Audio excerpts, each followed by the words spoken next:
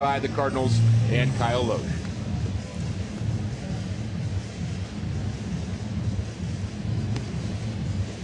Here is Loesch, 30 years old, free agent signee in the spring of '08.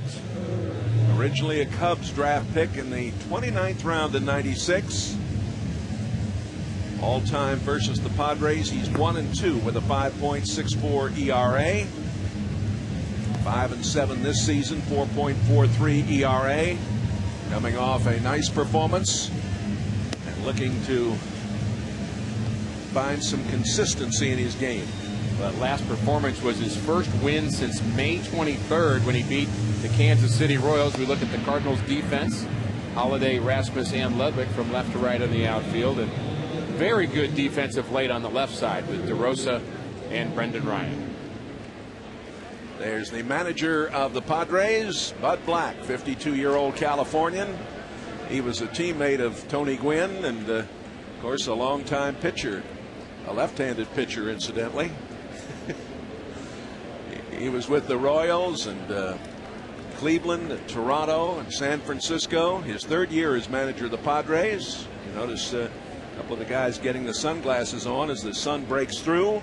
It'll be Tony Gwynn to lead it off. Gwynn batting .281.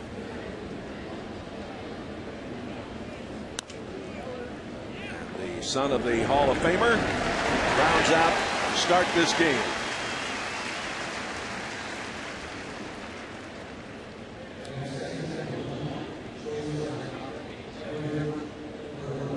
The shortstop for these Padres is a guy who can cover some ground at shortstop, Everett Cabrera. He is only 22 years old. He's from Nicaragua. Hasn't really shown a lot of pop yet, just a couple of home runs, but the range, particularly Jay, going up the middle. He's made a couple of plays in this series over the second base bag. You tell he has some skills. He was signed as a 17-year-older by Colorado as a non-drafted free agent.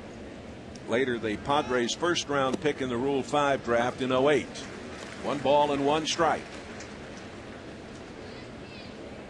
The Padres start the day with 46 wins and 69 losses and a .242 batting average as a team. 1-2. All time between these two clubs, the Cardinals have won 248 games. The Padres 171. Cabrera is a switch hitter. He really does have excellent speed. He's stolen 16 of 18 bases this year. Did he go around? Foul tipped. 87 degrees here at game time. He's going to get himself a new bat. Cardinal fans have been treated to an outstanding homestand. A lot of buzz going around St. Louis and throughout Cardinal Nation, which we know extends beyond St. Louis. All the excitement revolving around Mark DeRosa and that guy Matt Holliday, who's been incredible, hitting close to 500 since he's been a Cardinal. And that's in 20 games, Jay. That's not 2 for 4. Here's the 1-2 offering.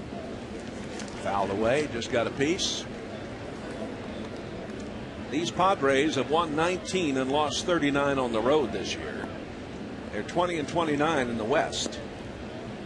12-21 playing day baseball. And a long season for Bud Black. Here's one popped up at third base. DeRosa, 2 away.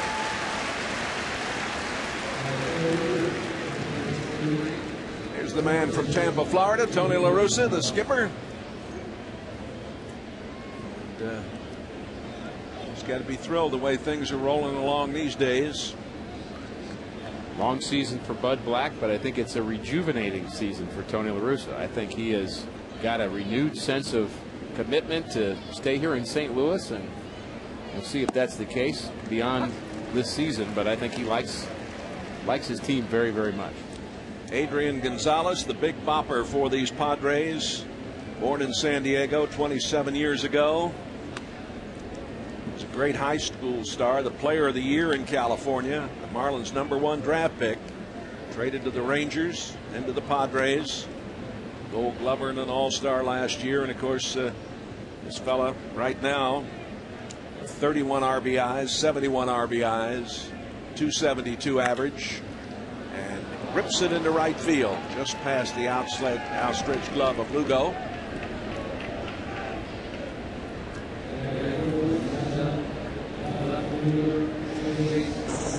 That ball was hit right on the nose. Julio Lugo barely had a chance to react. The ball is almost past him. Then he dives, and it's already in right field. That ball is stung by Gonzalez, who's shown a lot more power actually to the left side, Jay, than he has to the right side. But he hit that ball very hard. Chase Headley is another switch hitter. He's batting .258 with 43 RBIs. Headley from Colorado, went to the University of Pacific and then transferred to Tennessee, where he played. This fly ball should play, and it does for Holiday. After a half inning of play here at Busch Stadium, no score.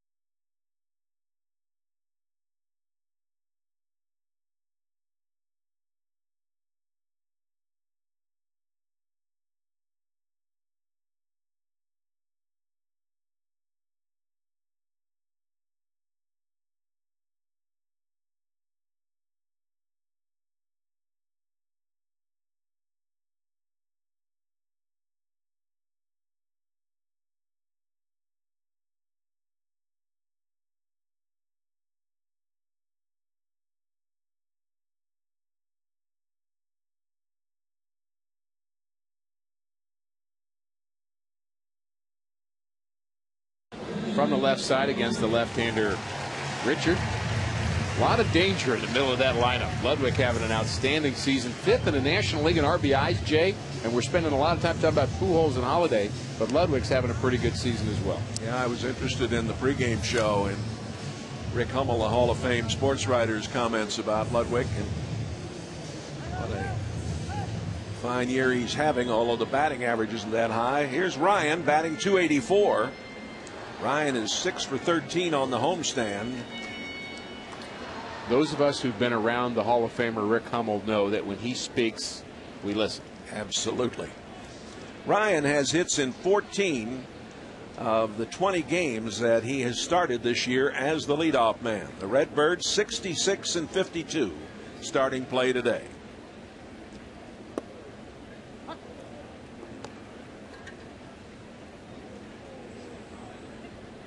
There's Rick Hummel. Rick's had a terrific career and his knowledge is boundless. Quincy, Illinois originally. The curtain going up on the commish there. 1 ball and 1 strike. That catches the corner. Clayton Richard is 25 years old. He's from Indiana, went to school at the University of Michigan. And it's his 4th start since being acquired from the White Sox in the Jake Peavy deal. 2 balls and 2 strikes. Pretty imposing figure out there, isn't he? Tall, strong looking, not an overpowering fastball though. And this up the middle, and a tough play that cannot be made by Cabrera. Talked to you about Cabrera being able to cover a lot of ground. He moved quickly to get to that ball, but couldn't handle it. That should be a base hit, and it is. We look at the defense of the Padres. There have been a couple of lapses with the defense for the Padres in this series, although Kuzminoff at third has made a couple of very, very good plays. And you like to keep the defense hopping, Jay. That means you're hitting line drives, sending them all over the place in the outfield, testing their outfield arms. Cardinals so far have had their way with the Padres in this series. Here's a man that earlier in the year played 33 games at shortstop for the Red Sox. Lugo has done a nice job since coming over. He's 4 for 8 in this series, batting .365. Strike on the corner. Most players, when they watch video of opposing pitchers that they've not seen, spend more time looking at their pitch selection than they would their move to first base. So interesting if the Cardinals understand what kind of move Richard has.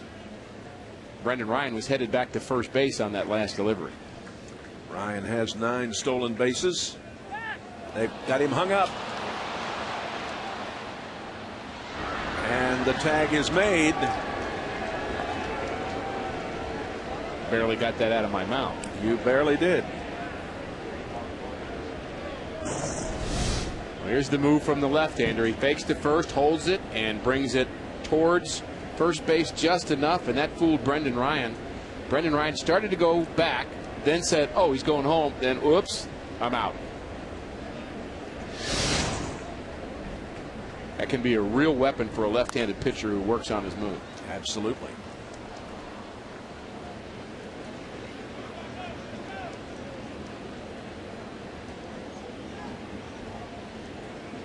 Lugo has 6 multi-hit games with the Cardinals.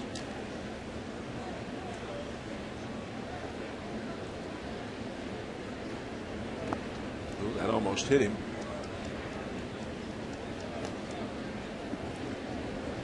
Crowd still coming in.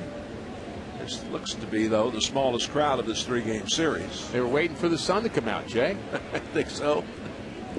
We also had a power issue here at the ballpark this morning. There was power outage problems at the stadium, including in the truck, and many people worked very hard to be able to get things ready for this telecast and to bring Cardinal baseball to our loyal viewers, and a lot of work of a lot of people in the truck to get us ready for the first pitch. But for a while there, Jay, it was a little touchy, and so they're catching up, but they've done a lot of work in a very short period of time, and all the people that helped produce Cardinal baseball should be commended today. Special thanks to Sean McShay for all he did with his people. They got the power back on here in the stadium, but weren't able to get it on at that time in the truck. But now we've got all systems go and a full count. And if the truck's not ready, the show doesn't go on, Jay. Walk to Lugo.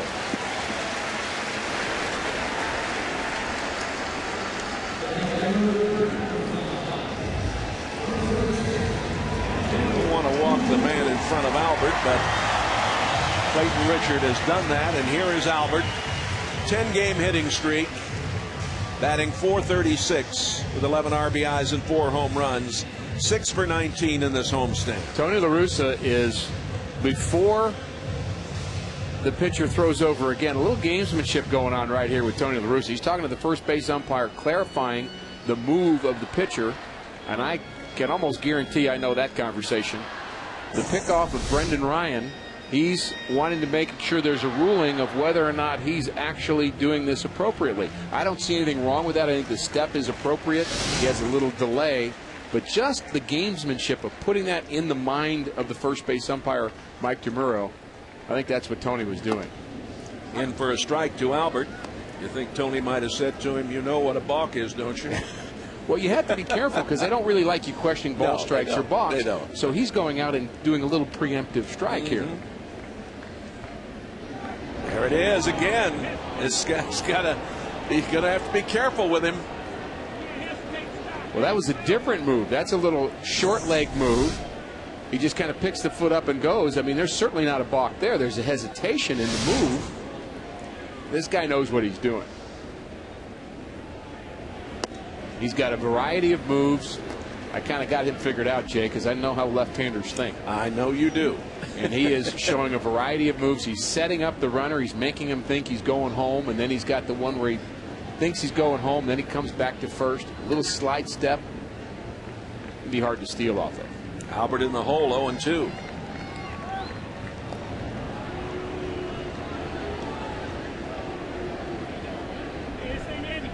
Rick, who had the best left-handed move of any pitcher you ever saw?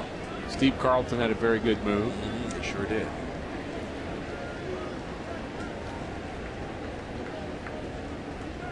How about Bud Black, man who manages this Padre team? Here's a fly ball, foul, deep to right. In 1986, this is kind of a positive negative comment, but I was voted to have the best move in the National League in 1986 by the managers. But the kicker was I had a lot of guys on base, so I got to practice it a lot. So I don't know if that's Some a real good and bad. I don't know if that's a positive or not. But I think I did have about 10 pickoffs that year, and I needed every one of them. That's high. 1 ball and 2 strikes. We're in the bottom of the first inning. Nice crowd on hand, but it doesn't appear to be a sellout today. Another sellout last night, the 25th of the season.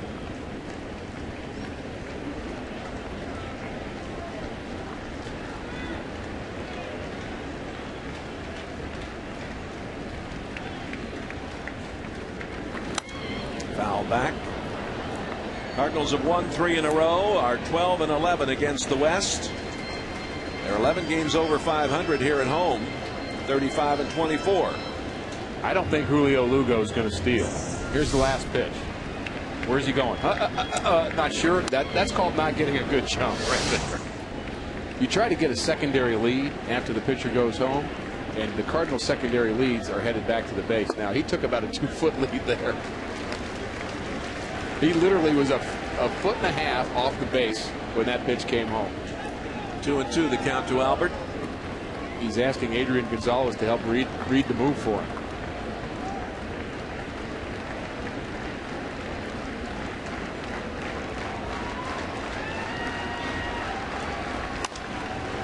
Fly ball into right. Blanks is there. 2 away.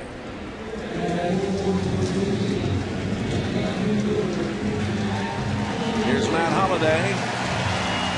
Holliday is 11 for 22 on this homestand.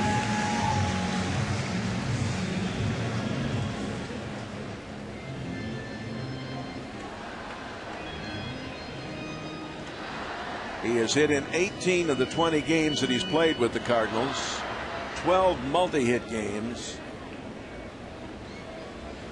And he's batting .500 in the 12 games at Busch Stadium this year.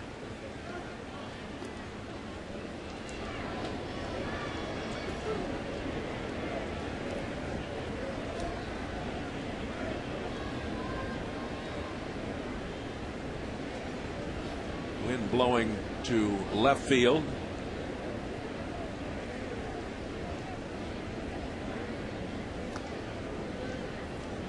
Stop there by Blanco, the catcher. Key to a good move, Jay, is a pitcher doing the same thing towards home that he does towards first. Can you tell anything different? Your shoulders have to be the same. Your hands have to be the same. Your head has to be the same. Which way is he going? A quick move that time on the left, but he's got a different move, too, where he'll stay longer in his delivery than come to first base. Very, very tough to read. Foul outside of third. The Redbirds will head to the West Coast tonight. 3 games at Los Angeles against the Dodgers, and then down to San Diego for a 4-game series. The next homestand begins here on the 25th.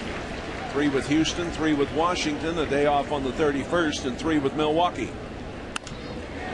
Down the line and left. Headley did a good job to get over and cut that ball off before it got to the wall. 2 on and 2 out. And another hit for Matt Holliday. There's the delivery from the pitcher Richard. Holliday jumps on it. And you wonder whether the split attention that is causing the Cardinals so much trouble on the base paths also maybe affects the pitcher as well. That's one thing from the pitcher's point of view. You can worry about holding runners on too much and not make a good quality pitch to the plate. Here's Ludwig. He was downstairs before the game. He was working out in the batting cage inside. 4 for 17 in the homestand. Ludwig now with 74 RBIs. Fouls it into the seats.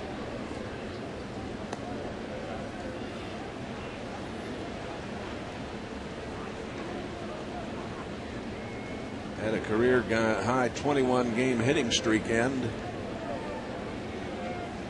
back in late April.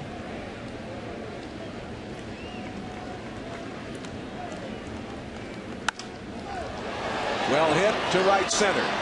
On the run out there. And the catch is made. Nice play as Blanks came over to make the play. After an inning, no score.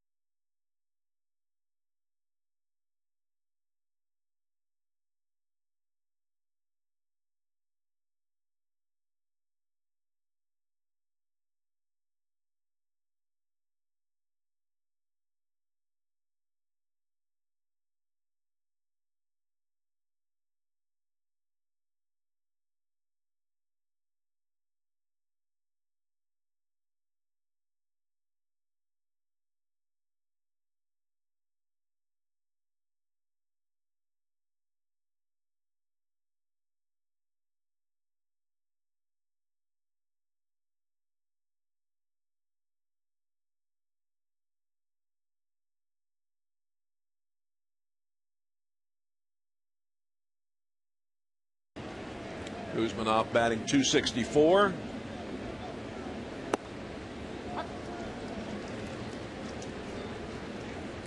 Kuzminoff, 28 years old, from Newport Beach, California. Graduated from high school out in Evergreen, Colorado. He was the WAC Player of the Year in college at Nevada Reno. .268 hitter lifetime against the Redbirds.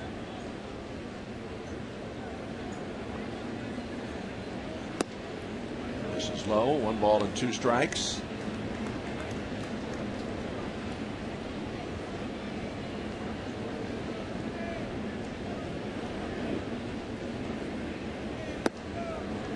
Another one a little wide. Marlins are leading the Rockies 6-1 at Florida in the 3rd inning. They were rained out there last night.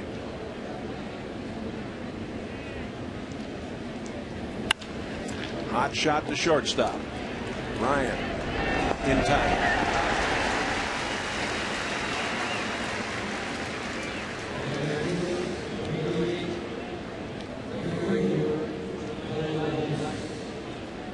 Redbird pitching coach Dave Duncan, the master. Let's go to Frank Cusimano right now to visit with the general manager. Thank you, Jay. We appreciate it. It's a pleasure to get together with John Mozeliak. I think a lot of Cardinal fans are interested in the signing of Shelby Miller. The deadline Monday. How would you handicap that right now? I'm optimistic. I'm hopeful we can get a deal done. I think the most important thing right now is we have a lot of dialogue going, and that usually ends up to good results. So we're hopeful. A lot of Cardinal fans on talk shows and all over town wondering about the possibility of John Smoltz, who's still technically property of the Boston Red Sox. Any interest there, John? Well, we definitely have interest in looking to improve our bullpen. Obviously, I'm not going to talk specifically about a player that's under control, but I would say that we're going to be open-minded, and we have a few weeks left to go before it would be too late to add, so we're going to be looking to do that. Jason Mott had a good performance last night, and I know this organization really believes in him. That is the question on this team as we head down the stretch run. I guess somebody from the right side in the 7th and 8th innings. Well, I think last night was brilliant by Tony to allow him to have some success and then get him out of there, and I think that was smart. So you look at what he's capable of doing. He's got to refine that secondary pitch, though, to have success at this level, because you can't live and die alone on a fastball. Final thought, it's great to see you and David Eckstein, who've always been close, kind of patch things up. Can you clarify for our audience just the conversation you guys have had in the last 24 hours? Yesterday we had time to at least hear each other talk, and more importantly, I think the thing is he and I were very close at one time, and to be able to sit down yesterday and talk in a friendly manner, I think was really good for both of us. And I'm happy to say that moving forward we're going to be back being friends. John, we appreciate the visit. Thank you, sir. Thank you. All right, Cardinal General Manager John Mozeliak. Back to Jay and Rick. Blanco at the plate after Kyle Blank struck out. 2 balls and 1 strike to Blanco doing the catching this afternoon. He's from Caracas, Venezuela. 37 years old. He's been around. Here's one for Ryan. That'll do it. 1, 2, 3 for the Padres after an inning and a half. No score here at Busch Stadium.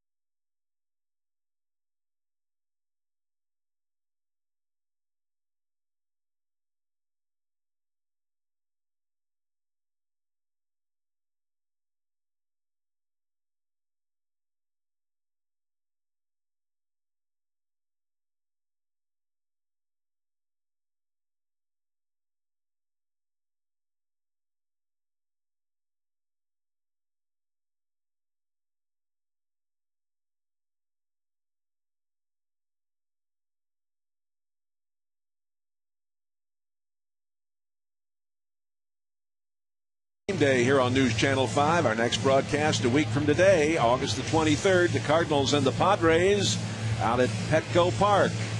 Next week, the Cardinals and the Padres getting together out there. Today, right here. Our coverage next Sunday begins at 2:30 on your home of Cardinal baseball, News Channel 5. Mark DeRosa leading it off. He'll be followed by Melita and Rasmus. DeRosa is 4 for 15 in this series.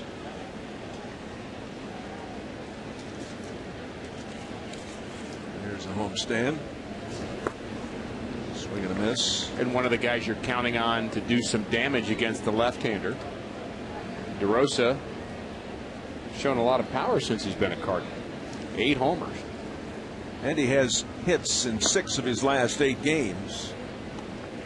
And an RBI in 12 of his last 23.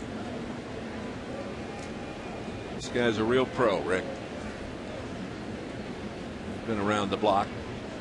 No question about it. And really seeing him as a little different player than I thought he was when he was with the Cubs and other places. He's a little bit more of a power hitter, a little less of an average hitter, and a little better defensively than I thought he was. It's fouled away. Astros playing at Milwaukee.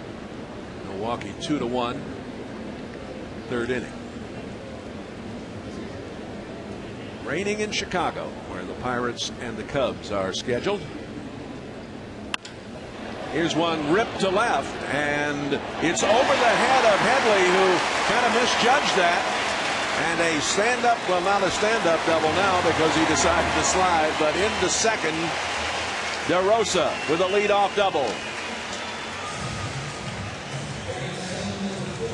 That ball fooled Headley a little bit, it looked like. It sure did. He was frozen in his tracks in left field. Ball hit very hard by DeRosa, and he knows that's got a chance of getting close to the wall. He runs right out of the box, ends up having to slide at second base. As that ball hit on the nose, Headley just didn't get a good jump on it. I don't think he catches that ball anywhere. Ball really carried out to left, and we got a little breeze blowing out to left. The breeze is going to left, as I mentioned earlier. And here's Molina batting .290, 7 for 18 in the series. Yachty having a terrific year.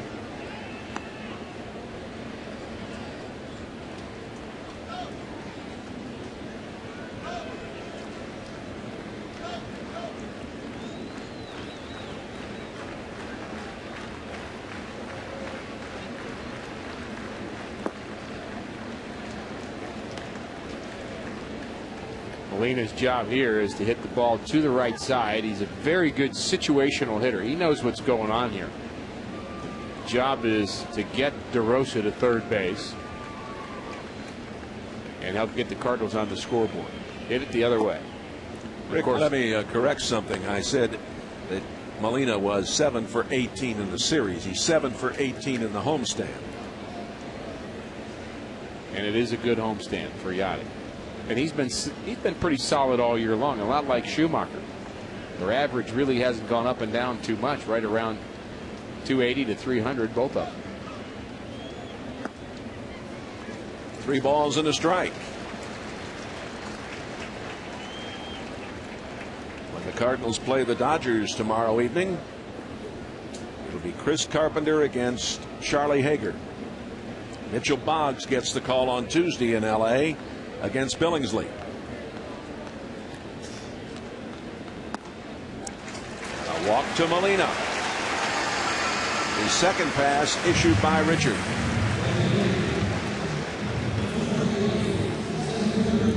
Colby Rasmus has been hot the last 2 games. 3 hits last night, 3 the night before. Jose Oquendo having a conversation with Colby Rasmus. You really wouldn't think that Rasmus would be bunting here. I think he runs well enough to stay out of the double play. And with the pitcher up next, I'm not sure what a sacrifice really gets you. So I'm not sure what that conversation between Oquendo and Colby Rasmus was all about. 7 hits in his last 11 appearances at the plate. Off-speed pitch, got him. He may have been just reminding Colby that he needs to pull the ball, because a ground ball on the right side will at least get DeRosa to third. And again, Colby very tough to double up.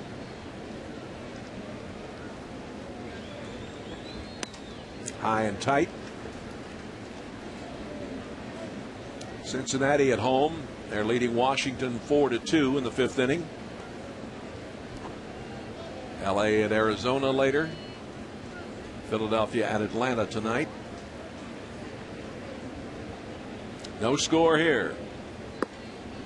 That's low. Rasmus, who Has been working on that new diet for about a month, feeling stronger and looking very, very good. On a good streak right now, isn't he? Yeah, certainly is. Here's one hit deep to right if it's fair, but it is foul. Boy, that ball jumped off his bat. 2-2. A little too much hook to that one. Get a pitch up in the zone on the inner half. And I do think his strength is coming back. I think for a while he had maybe dropped a little bit of strength with his health issue. There's the defense from the Padres. They're giving him the right center field gap.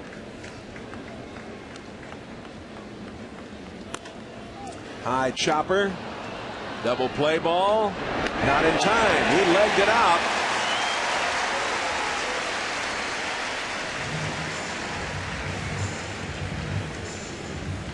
If you're traveling and can't catch the Cardinals TV broadcast, catch all the action on your computer at MLB.tv. Catch over 100 live out-of-market games per week. For complete details, visit STLsCardinals.com, where baseball is always on. We've got runners at the corners with one out for Loesch.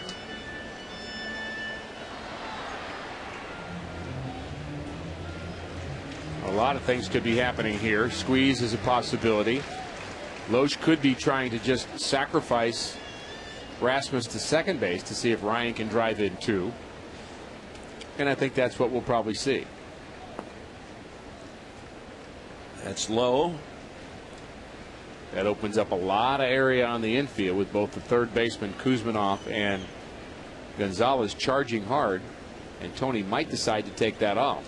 You know, Tony and his coaches do an excellent job with his pitching staff from the standpoint of their plate appearances, I think, when you match them up against other teams in the league. I agree. Let's see if he took the bunt off here. Well, he put the squeeze on, and it didn't work. Tony talking about the squeeze play this morning on his radio show as I was driving downtown. I don't recall the last time the Cardinals tried it, and I do now. The last time was about 5 seconds ago, and it didn't work. Very tough pitch to bunt. And I think a little problematic that Kyle Loesch needed to step out and have the signs given to him again, too. I think he might have missed the sign the first time. But he did everything he could do to just get his bat on the ball there, and it just was riding in on his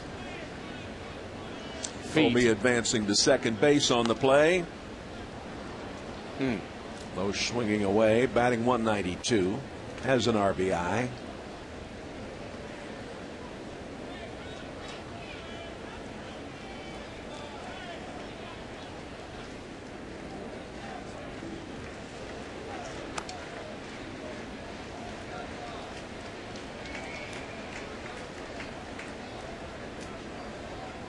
Well, DeRosa did nothing wrong there. He didn't give it away. He didn't leave too soon. That's the cardinal sin of a base runner, is to give it away. With a left-handed pitcher in his back to DeRosa, he wouldn't have seen him go anyway unless somebody in the infield yelled to him.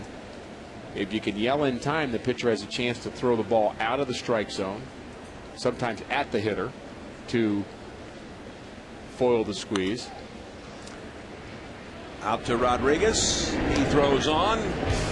Redbirds missing an opportunity here after 2 innings of play. No score.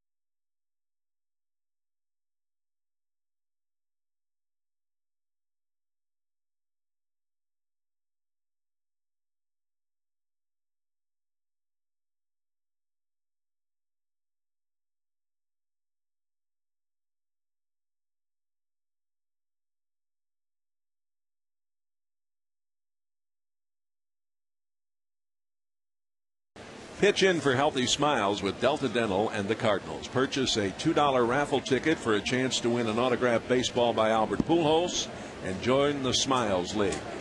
The proceeds benefit local charities that help keep kids very healthy and nice smiles.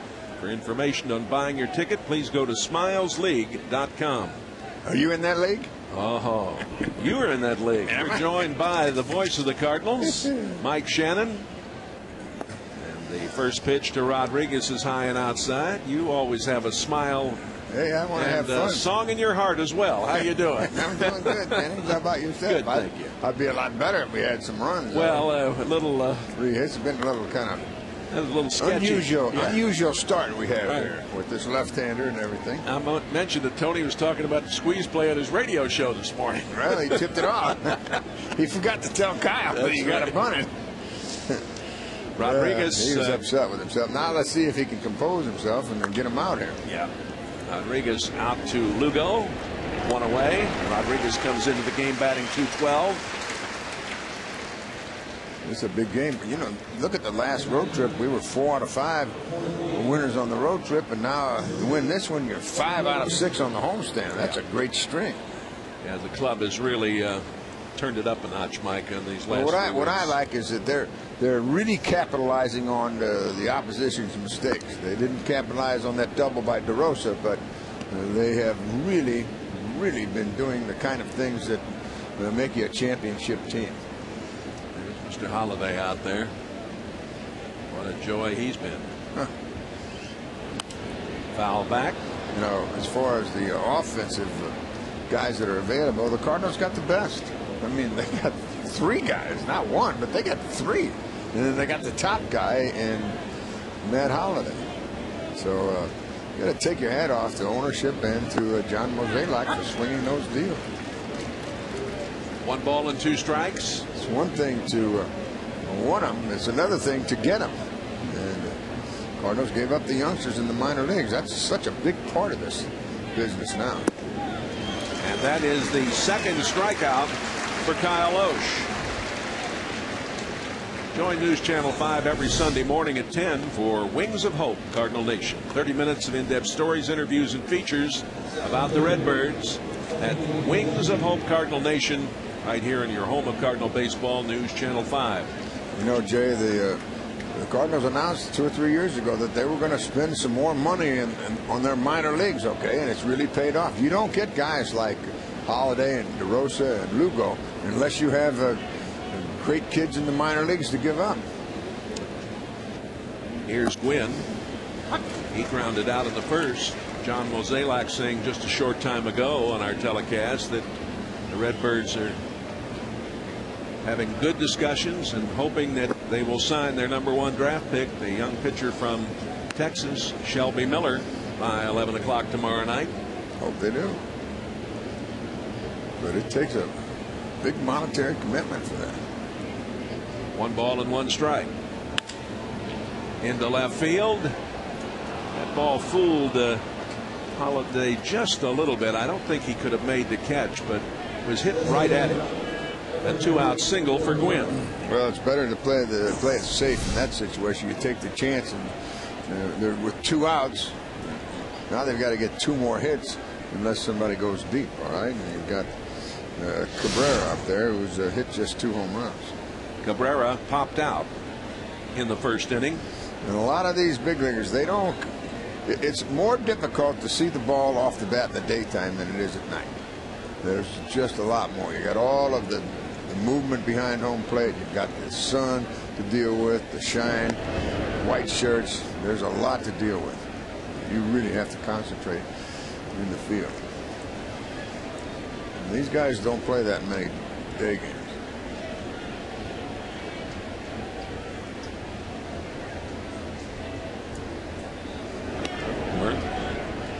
As far as day baseball goes, I'll mention it again. The Padres have won 12 and lost 21 in the daytime. The Redbirds are right at 500, 21 and 21.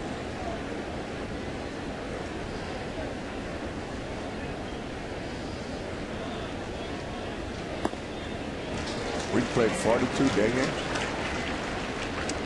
That's what it says here. Let me look again. I hope I didn't misread that.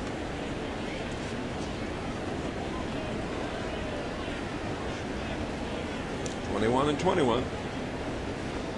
That's a lot. 42. We play a lot of those day games early. Yeah, a lot of the businessman specials here at the park. I love those starts. If I was the commissioner, we'd start all games at 12 o'clock. High noon and midnight. I'd go along with that. I love day baseball. Yep.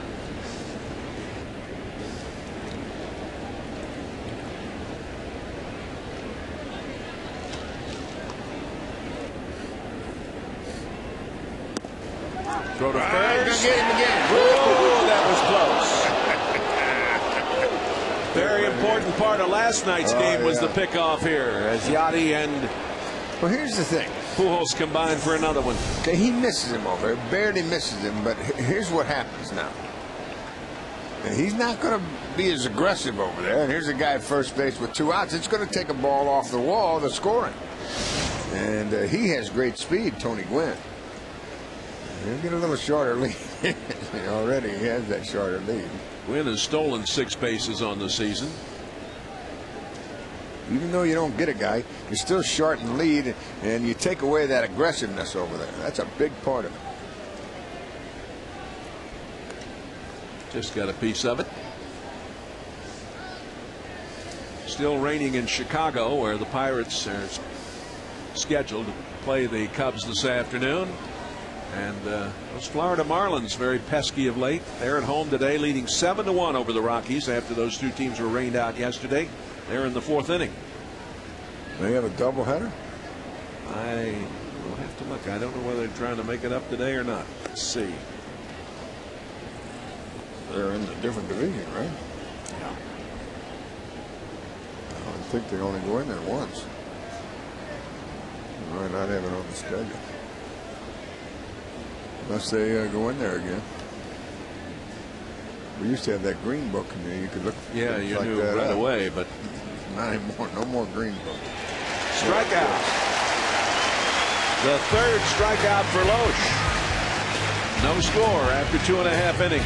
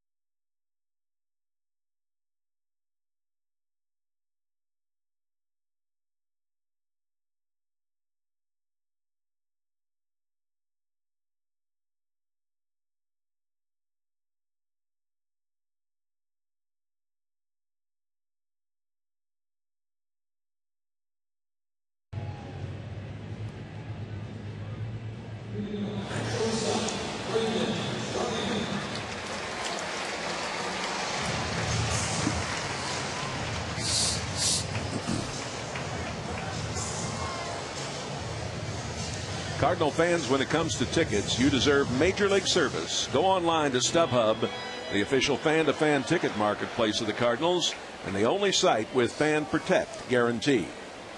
Here's Ryan to lead it off as we start the 3rd inning. And he got the infield single back in the 1st and then was cut down between 1st and 2nd. It was picked off this kid's real good move. We had some terrific. The crew did some beautiful work on showing this guy's move over there. Yeah, he's been called for 3 balks already. Right. But none of those were balks. The one was real close, but he's just got a good move. 2 balls and a strike. 3-1. Colorado at Florida. That is a day-night doubleheader there today. Picking up the rain out from last night. A walk. The 3rd issued by Richard.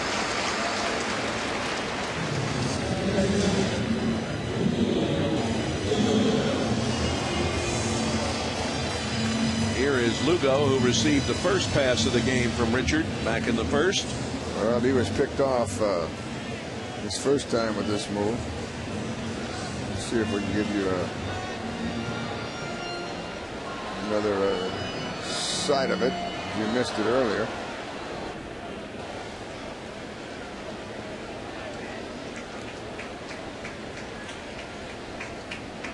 Throw over there. When the left-hander takes his right foot and he picks it up, okay, his front foot here, if he's got to keep it in front of the back foot. If he takes it behind that foot, okay, then it's a balk. But what really gets it, we'll show this thing again for you. I'll show you what gets the runner. Here's a bunt. Good one. That is a beauty. The sacrifice is good. Goes 5-3 on the bunt. And watch this pickoff, and what really makes this effective, you watch his head, okay? He looks over there, all right? Now he's going to look home, and once he looks home right there, watch him look home. See him going to look home? When he looks home like that, he's going to throw over there. That's what gets the runner, that look home. That's a really good move. 25-year-old Clayton Richard. See, he doesn't start that look over until that right foot is coming down. And that's what gets the guys. That's what makes them freeze, and that's what makes that pickoff so effective. Pujols fly to right back in the 1st.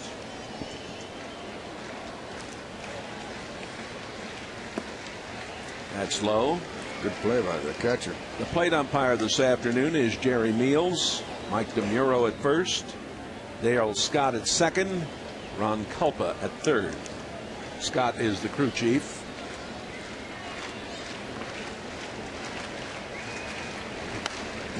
Foul back right below us.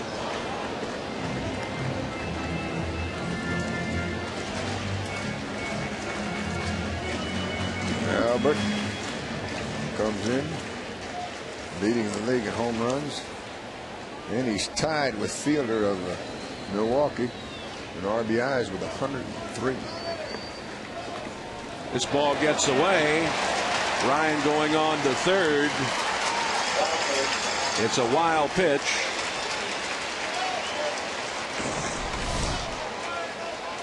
There's an interesting play.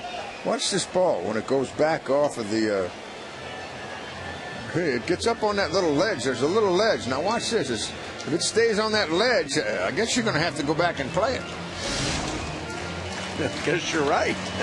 and one of these days it's going to stick up there. We're going to have one stick up there because the ledge is there, and then there's some padding where it might just stay up there. You have to ask about the ruling on that. Probably in play. You can go back and pick it up. I would think so. That's outside. 3 balls and a strike. Holiday is on deck. Albert looking for RBI number 104. This is a big one. I doubt if he's going to give him anything good to hit here. He's going to walk it. Oh, here's a shot to center field, way back. Off the wall. Well, he shot it out there, and he's going to be out at second base. Albert is going to be out because, boy, that ball got to the Bud Light sign and then was really played well by Tony Gwynn. But it is an RBI for Albert.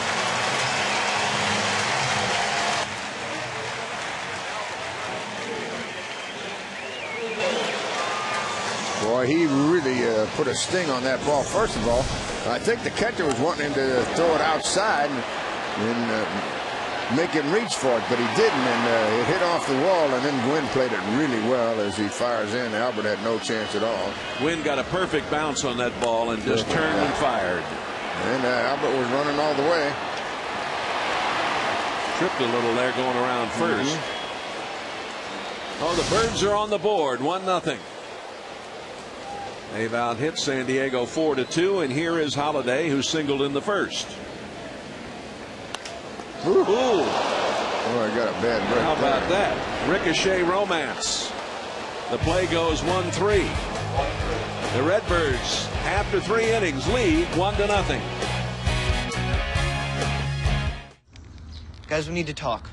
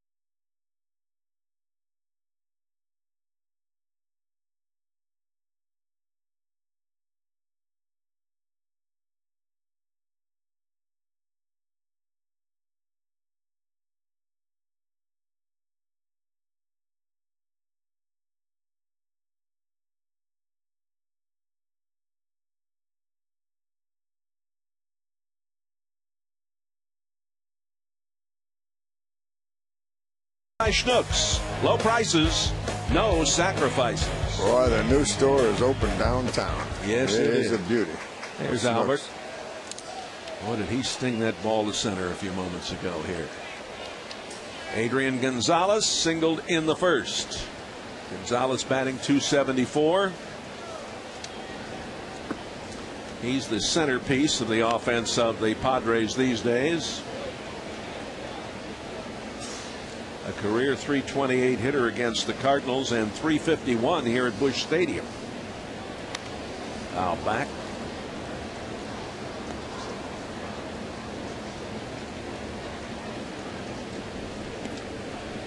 Busch looking very sharp in the early going today. He's just been getting better and better each time out. His last time out was his best, and I asked him the other day, is he 100%? He said no, but he's closing in on it. So he's been good today. There's a good cutter. He's what it is now, he's starting to get command of his pitches. Okay, it's his 17th start, 7th since coming off the DL on July 12th with that strained right forearm. That's the first time he's ever had to deal with a disabled list. Yeah. And it was an unusual injury too. He was hit by a pitch. Yeah. And then he strained it further, trying to make a play. Yeah. Right. There was a play between the pitcher's mound and first base on a little slow roller. He went over there and dived, and it was in his forearm.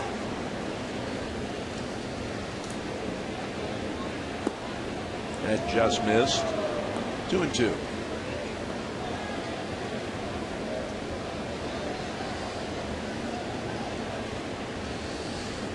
At New York, San Francisco and the Mets tied 2-2. Here's one to right, deep. It's gone. Going back. Yeah, out of here. Number 32 and RBI number 72. It's his second in this series. Hit one here yesterday.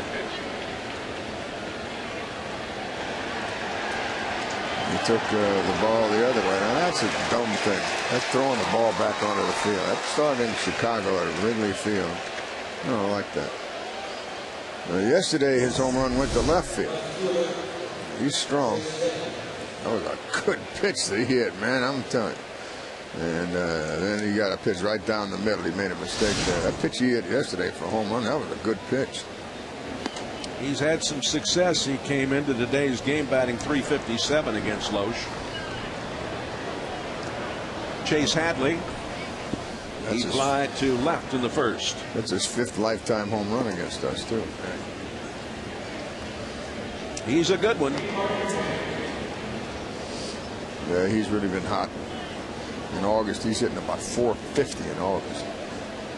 Gonzalez is. And now Loesch goes 3-0 on Headley. He gets here's what happens. You really have to forget. You make a mistake, and he made a mistake to Gonzalez, and those guys don't miss the good one. So you got to gather yourself back. I tell you, this game is a continuous adjusting. The hitter adjusts to you, you adjust to the hitter. It goes on and on. And you've been around the block enough to know it's a continuing challenge, isn't it? Yes, sir. I mean. That's why the great ones stay here for such a long time. They know how to adjust. When they get it going, they stay with what's going well. It's like, off tackle's working, off tackle's the play. Don't try to fix it if it isn't broke. Payoff pitch is high and the walk. That's the first walk issued by Loesch. Well, the Cardinals have outstanding starters in these 3 guys, and look at their record. 20-3, and all others 3-13. And Loesch is slowly but surely coming back. And if he gets into that mix, then that's going to improve this ball club so much. And he was very good last time. He needs to be a little better, and he's getting there slowly but surely. But those 3 guys, when they're on, they're dynamite. With Carpenter going on the first game of the road trip in Los Angeles.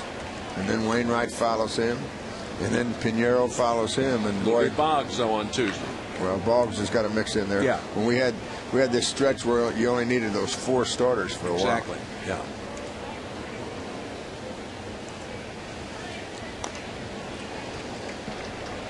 Kevin Kuzminoff grounded out in the 2nd inning. He's a 200 hitter lifetime against Loesch.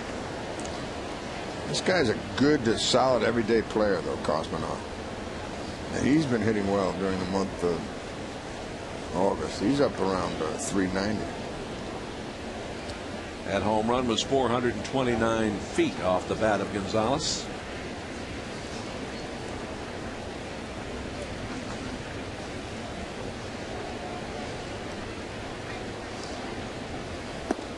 Haven't had a double play yet in this ball game today. It's your job, Jay. You have to get the double plays. Yes, sir. I'll work on it immediately. Got a perfect opportunity here. You're ahead of the batter, so try to make that pitch low and away and see if you'll try to pull it and hit it to the shortstop, and you'll get a 6-4-3.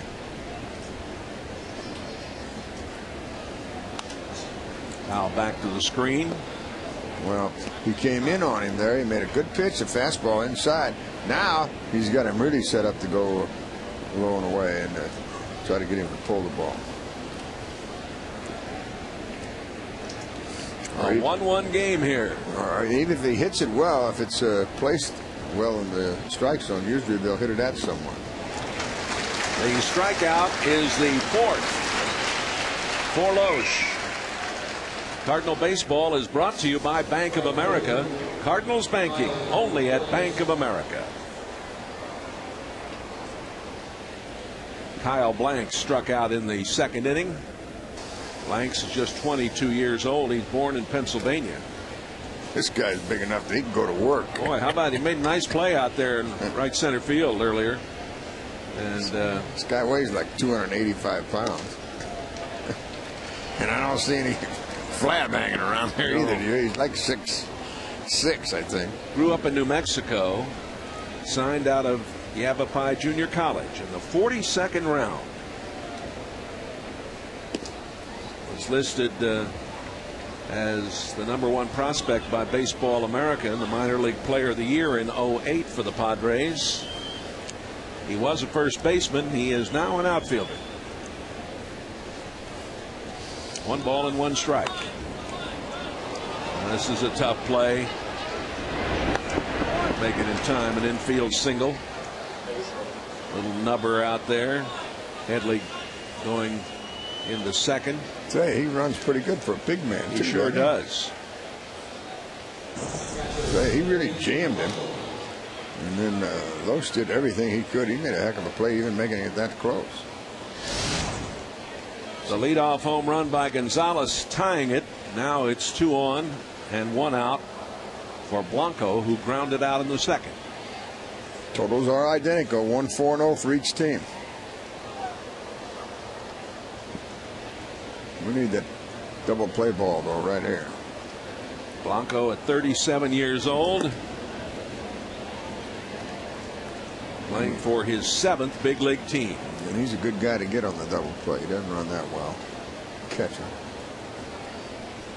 As you say, he might be a little past his prime, just a bit, as far as the speed is concerned. It catches the outside corner. 1 ball and 1 strike. Kansas City playing at Detroit. They're in the 7th inning, tied 2-2. The Angels of Anaheim at Baltimore. They're tied 6-6 in the 5th.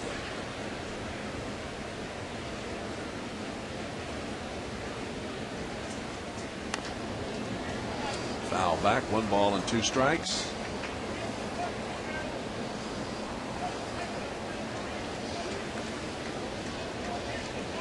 Well, he's got that double play count again with a 1 ball 2 strike count. He hadn't been able to make the pitch, though. Or entice one of these guys into trying to pull it. Headley is at second. Blanks down at first. Blanco's been swinging a hot bat, though. Just put the bat on the ball. So excuse me, base hits here in this inning. And it's 2-1. The RBI for Blanco is his 13th of the year. Well, his pitch is down and away, and he just put the bat on it, Michael. Well, Blanks was jammed and got the little slow rollers that hit his bat. Now this guy tries to stop his swing. Perfect pitch out there. And Blanco is going well right now. I told you that he's his last 5 games, or his last 6 games, he's hit safely in them and batted at the .455 clip, so he ups that now. Here's Rodriguez, who grounded out in the 3rd. Going good. Squirts through the infield. You're going bad. It's a double play ball.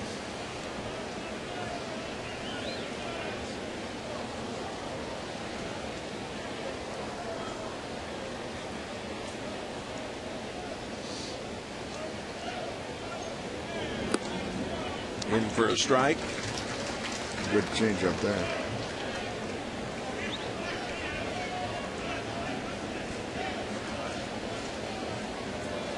What you try to do, get in a situation like this, is try to control it as best you can, and don't give away that big inning. Key man right here.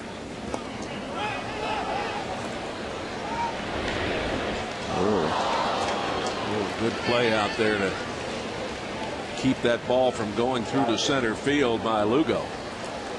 Oh, it's a wild pitch, and now double play is out of order. You need to get Rodriguez, and then you have the pitcher, Clayton Richard, up there next. So Yachty goes out there, and he wants to try to settle some things down. Really good play by Lugo there. Shows what good athletic ability he has. Most of these guys are great athletes. Yachty walking back there.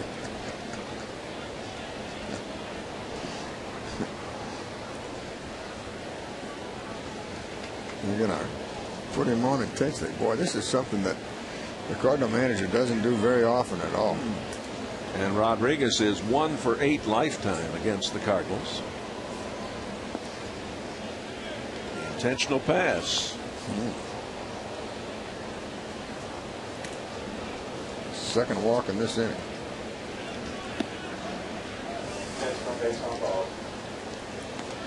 Brace yourself, St. Louis. Dr. Oz is coming this fall to News Channel 5. You have an appointment with Dr. Oz beginning September the 14th.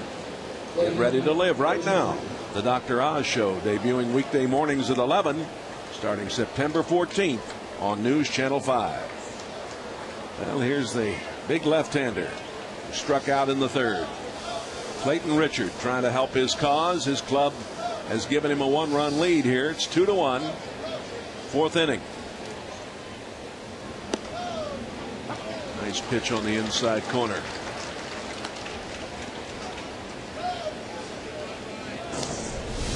Interesting. Yachty's looking for the fastball out there. He crossed the glove. Between the breaking ball. That's how good Yachty is. Huh? Interesting, though, he walks Rodriguez, who's batting at 212, and you figure you're going to get the pitcher out, okay? Which you're not. You're going to get the sacrifice fly. Possible. Now you're going to have to face Gwynn, who's batting at 281. So the other guy's hitting 212. The pitcher really helps himself with a sacrifice fly here. That's his second RBI of the season. It scores blanks.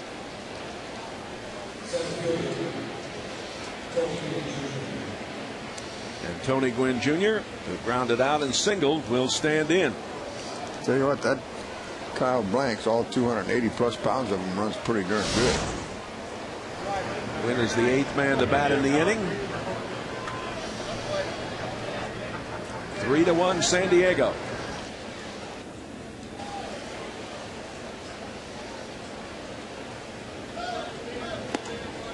In for a strike.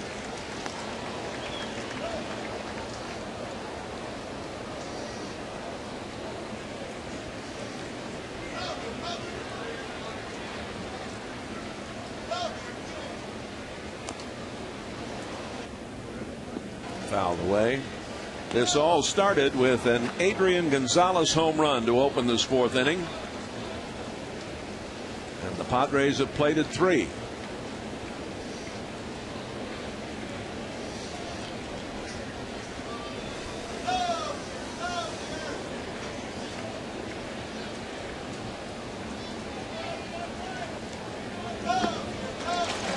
Swing and a miss.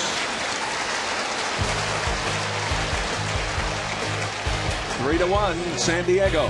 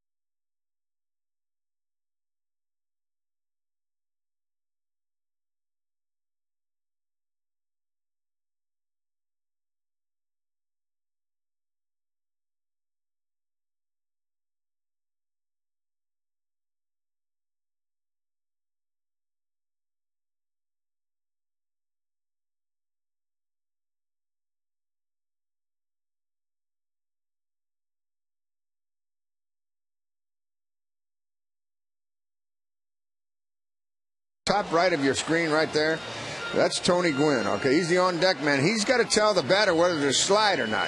Now, he couldn't get back there quick enough, all right, to say, slide, give him the. Usually, a guy's right behind home plate. He tries to line himself up with that, and he puts his palms out, and like to get down, you got to slide or stand up. And he was yelling at him to stand up or to slide. I don't know which. He did stand up. But there's all kinds of things that happen. The third baseman's the cutoff man on the play. You've got the pitcher who has to back up the play. You've got the coach involved in it. A lot of things go on this field when it's not just isolated. And if you're in the field right now and Ludwig's at the plate, you're the outfielder. You say, okay, the ball's hit to me. If I take 3 steps to my right, well, I know that he's going to go into second base. I've got to throw the ball over to third. Ludwig into the gap in right center. Coming over quickly was Blanks. Boy, he's been very impressive out there in right field for a former first baseman. And a big guy at that. But see, he knows he's got to cut that ball off. If he doesn't cut that ball off, it goes to the wall for extra bases.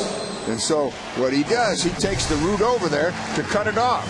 And lets the center fielder worry about it if it goes by. Watch, he goes directly over there. And see, he does cut it off. If he would have gone back to play it off the wall, he would have never been able to do that. So you got to make up your mind on those things prior to the pitcher throwing the ball. Here's Mark DeRosa. He doubled back in the second. It's the same thing with the infielders now.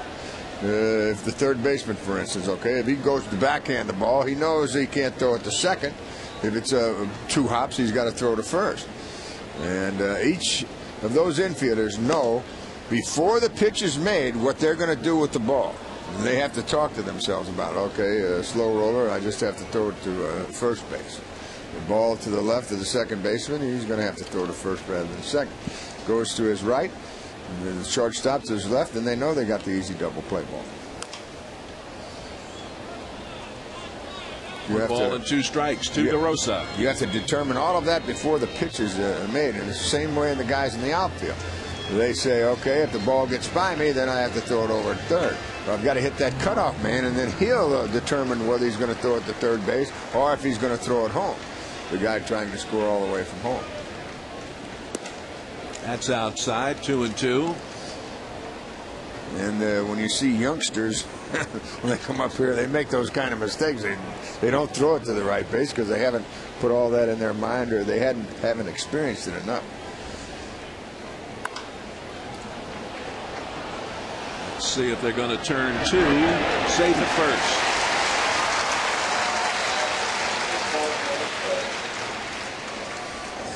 Good call by the first base umpire. That was a close play, and he got it right.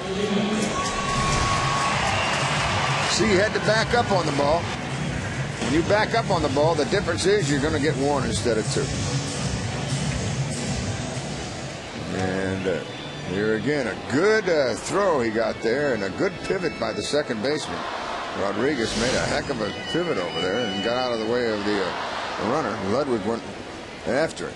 But the difference was the shortstop backed up instead of having to come in on the play. If he comes in on it, they get the DP. Back up, you don't. Molina walked in the second. Over. Kid's got a good move now, I'll tell you. It's scary, isn't it? Yeah, it's a good one. It's not a balk either. At least the ones we've seen. That's that little head bob right at the last when he looks home. See, when he comes home, that's exactly what he does. He looks home and he goes home. But when he uses the pickoff, he comes up, he looks home, but he goes to first. So you can't go off of his head movement. You've got to watch his foot movement.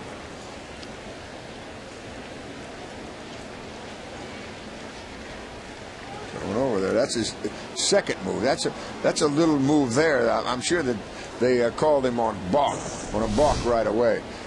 But it's not a balk move. See what he does in this move? He just he just lifts his foot up about 4 or 5 inches. On the other one, he brings it all the way up. He takes it about a foot or so off. He uses that same one again. It was almost in the dirt. So he's not only does he have a good move, he's got 2 of them.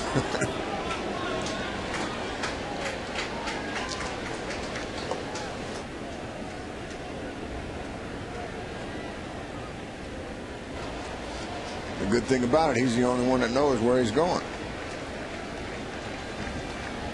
Say that a pitcher knows where he's going to throw the ball, that he'll never change in between. He's already made up his mind where he's going. When he comes to the stretch position, he's made up his mind whether he's going home or he's going to first. 2 balls and no strikes. So if you want to pick his brain, you just take off like that and make it 3-0.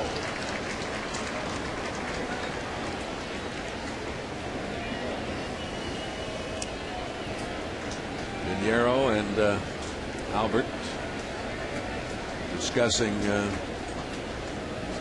that move. What they're discussing. Probably are. That's probably what they're talking about. Yep. That's in for a strike.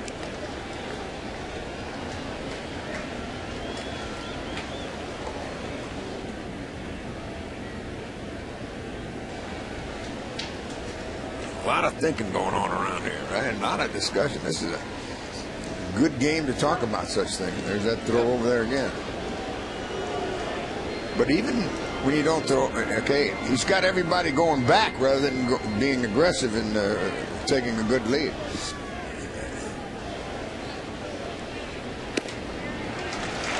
And the second walk issued to Molina, and the 4th of the afternoon for the Cardinals.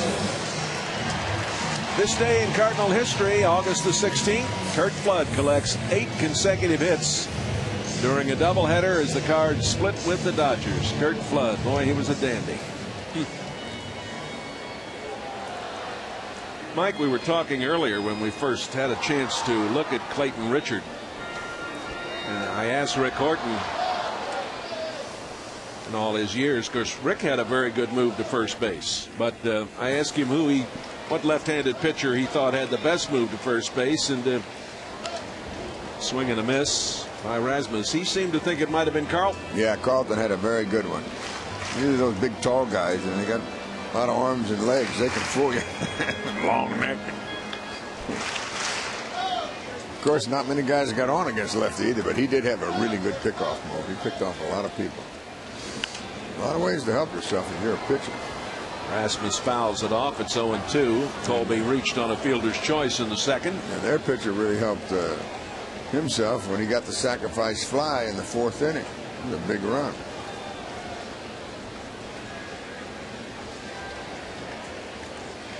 Hits are even at 5 apiece. 2 on and 1 out for the Redbirds. Colby swings and misses, and that is a strikeout and the first of the afternoon. Colby stands in there very good against left-handed pitching, but he's been unsuccessful at hitting it. He's 0 for 2 again today. So let's see if Loesch can do something to help the cause. He grounded out in the second. Loesch batting 192 at the start of the day with an RBI. That Colby might be under 200 against left-handed pitching. He did have 3 hits last night and 3 hits the night before. Against right-handed. Yep.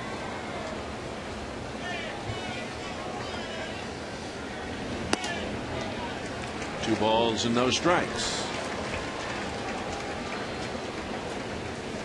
Pitchers have had some opportunities today with folks on base. Well, their guy Richter helped himself with a sacrifice fly and a run batted in. Now maybe Loesch can get that all coveted 2-out RBI hit. He wouldn't walk the pitcher, would he? Hope he does. Maybe Ryan will hit his second home run of the year. Change this game around. 3-0. Loesch taking all the way here. He could even take 2. Yes, sir. 3-1. See if he takes another.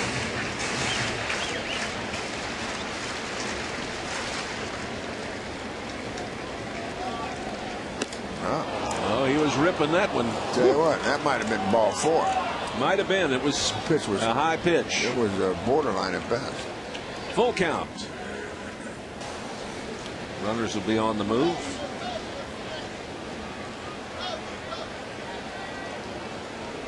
Richard steps off.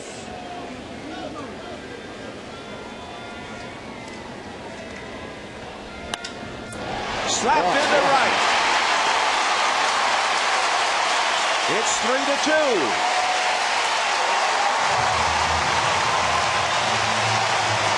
Well, Loesch helps himself now. Not only does he drive in the run, but he gives Ryan a chance to continue the inning.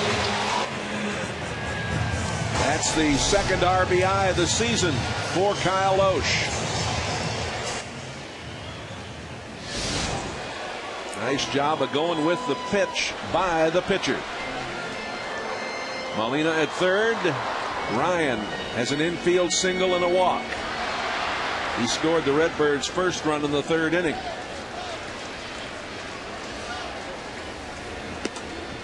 Ryan outside.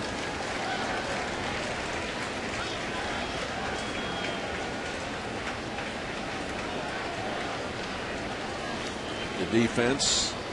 A lot of room up the middle. And a lot of room in the left center there. Oh boy, yeah. That's low. 2 balls and a strike. Loesch will have to really carry the mail. If he hits one up there to the wall. Pitchers usually don't run that well.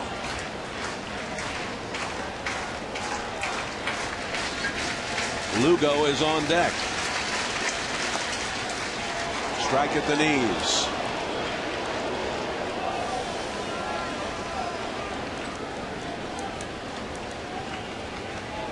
San Diego got 3 in the top of this inning to take a 3-1 lead. Cardinals have 1. Trying to get more. Runners at the corners with 2 out. Another strike.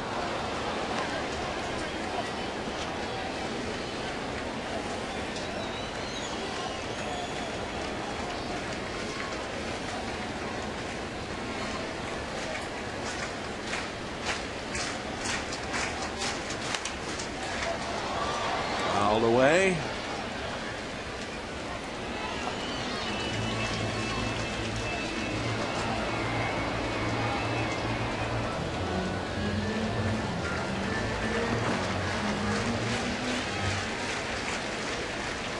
The deuces are wild here. 2 balls, 2 strikes, 2 out, 2 on.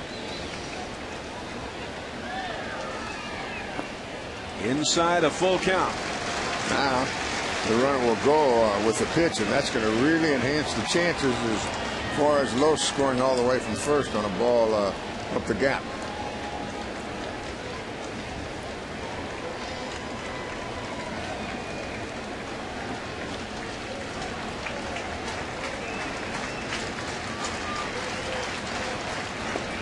A walk to load the bases. That's 5 walks. Charge to Richard. Man, his pitch count's getting up there. He's already thrown 88. We're only in the 4th inning. For every Cardinals win during this homestand, you can take $6 off Loge box seats for the Astros series, August 25th through the 27th. And with 4 wins so far, Mike, the discount's already up to $24. If the Cardinals win today, the tickets will be just $4. For more information, visit stlcardinals.com. If they win, it costs $4. If they lose, it costs $10. And those tickets go on sale at 9 a.m. on Tuesday online, stlcardinals.com. There are only 5,000 tickets for the 3 games, so you better go early if you're going to get one at that price. You saw the runners there, Molina, Loesch, and Ryan. Here's Lugo, who has walked. And he sacrificed successfully in the 3rd to give Albert the chance to drive home Ryan.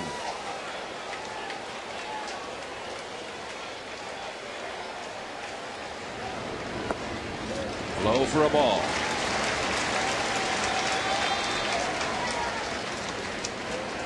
Look at this defensive alignment.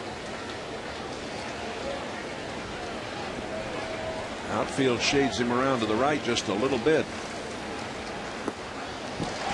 They play a lot of guys like this. They play them to hit up the opposite field. They bunch them into right center and left center. Albert Pujols is on deck. Yeah, but he hasn't hit very well with the bases loaded. 3 balls and no strikes. They have their bullpen busy. His pitch count is already into the 91. And this crowd is revved up now. Bases loaded. 3 balls and no strikes. In for a strike.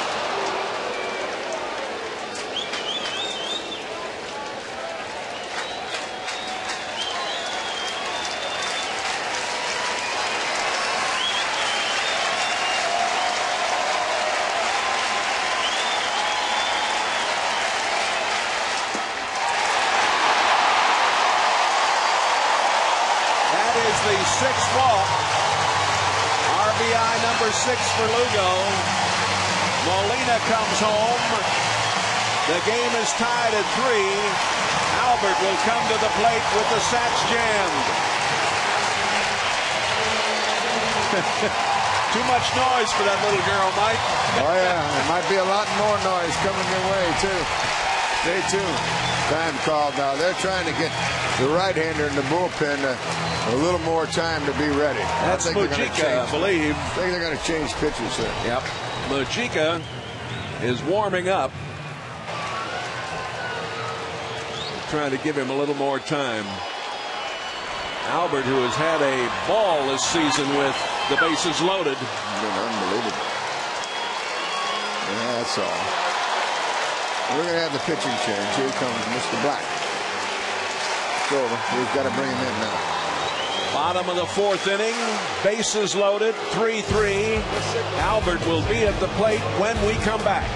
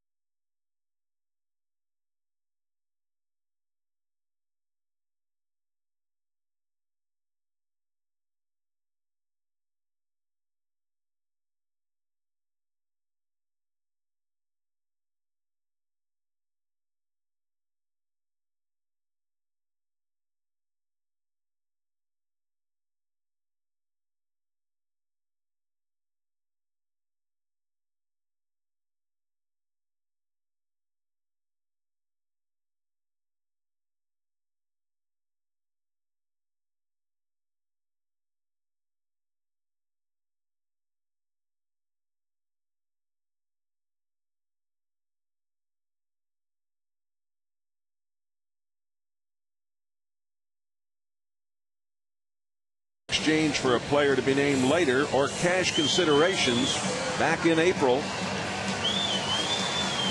Well, Cleveland's made some deals this year, haven't they? Here are the runners. That's Ryan out there at second.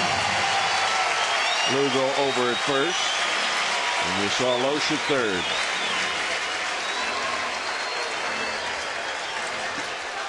Would Albert do it again, Mike?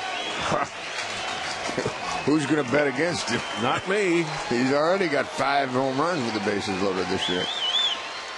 And if I'm not mistaken, he's got a couple of doubles also with the bases loaded. Career with the bases loaded, 416, 11 grand slams. He's 8 for 11 this year with those 5 home runs. Ooh, that almost got by Blanco. 2 balls and no strikes. Tell you what, he might walk it here. From the way he's been hitting with the bases loaded, not that bad an idea. Except for that. Holiday is on deck. That's a big difference. That's why he's got the 5 grand slam home run. Up the middle, off the pitcher. Run scores, and Albert is out at first. Well, and the pitcher is hurt badly as he goes down. He hurt his knee after he made the play, I believe. Mujica is down. Well, it looks like a hamstring, maybe, hopefully. Boy, Albert hit that ball right on the nose, but it ricocheted off Mujica. He got to it and had the whereabouts to make the play. Well, maybe it's just the ankle. I don't know. The Redbirds have tied it up 3-3 after 4. Back with more in a few moments.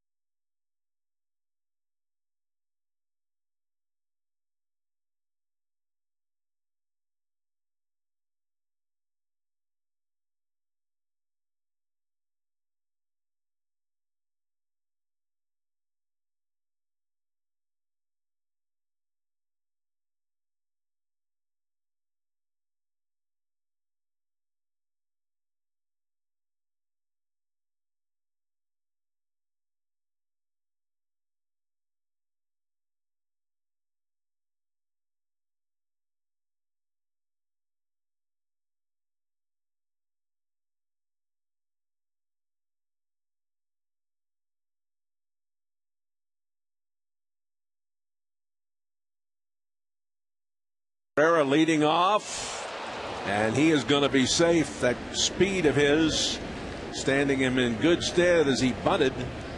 Throw was a little wide, but boy, this guy can really run. Cabrera leading it off here in the 5th inning as Rick Horton rejoins me.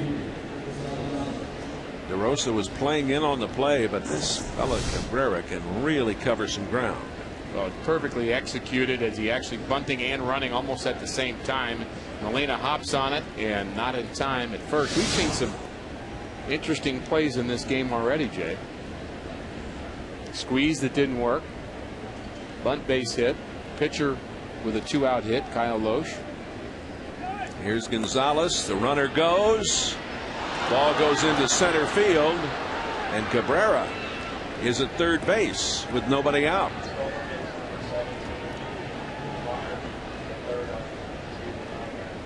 Error charged to Molina. Well, there's a pretty good jump. Wow. How fast is he in those first couple of steps? Well, I want to tell you, he marches to the sound of his own drummer, doesn't he? Wow. It'd be 22 and fast. Boy, super fast. Gonzalez, who homered in the 4th, to start things off. On the ground, Albert throws home. They got him. Magnificent play. Albert, quick as a cat, made the decision and got it done. Are you kidding me? How does he make this play? We just saw how fast that guy is. And he's playing back. Quick snap throw. Perfect on the money. That doesn't happen. And it just did. Wow. That's a huge play by Albert. Quick to the backhand. Quick to get rid of it. Strong throw. Gutsy throw. I'm not even sure Cabrera thought he would even think about coming home with I don't think he did. Here's Headley, who has flied to left and walked and scored.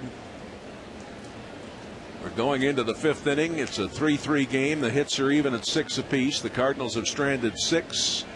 San Diego 4. And we have had a little bit of everything so far here this afternoon. Very interesting confrontation here.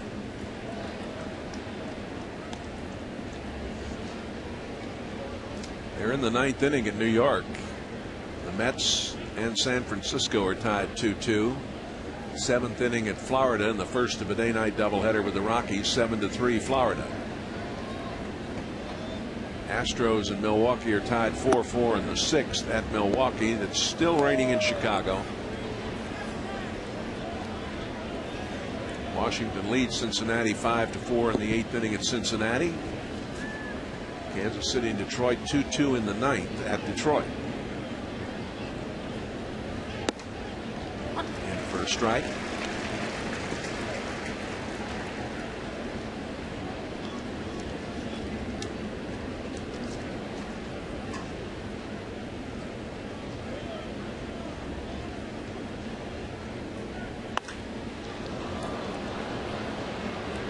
Out in right field.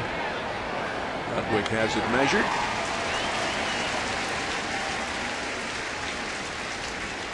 Time for our What's on Tap feature. The difference is drinkability. And tomorrow, coverage beginning at 8:30 on Fox Sports Midwest. Game 1 of the 3-game series. Cardinals, Chavez Ravine against the Dodgers. What a great venue that is for baseball. Seen some great games there, and the Dodgers haven't been playing quite so well lately, Jay, and that race is getting closer over the National League West. Both the Rockies and the San Francisco Giants are making it interesting. Kuzmanov pops it up. Lugo. 4.5 innings have been played. 3-3 here at Busch Stadium.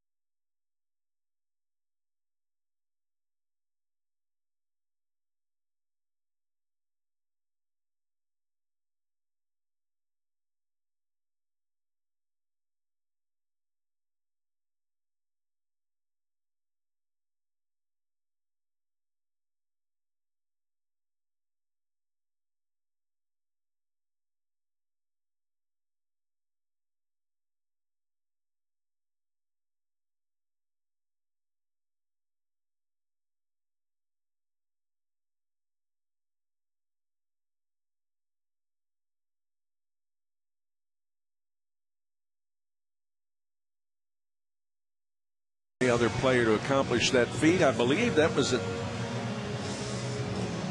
want to say that was at the home of the Dodgers in Brooklyn. Seems like Nate Colbert was the other guy. Nate Colbert did it. He was a Padre. Power hitting first baseman for the Padres. Did it in 1974. Perdomo is the new pitcher. And I think pitchers are going to start asking for the L screen when they pitch against Albert Pujols. He's starting to knock pitchers out of games on a regular basis right now as he hit that line drive off of Mujica, and he's not able to return. So Perdomo is the third Padre pitcher of the afternoon. Holiday is singled and grounded out. Perdomo made his major league debut on the 15th of April against the Mets in New York.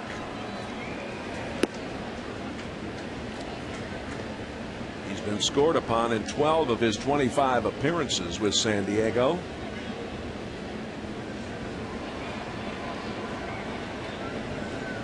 One ball and one strike.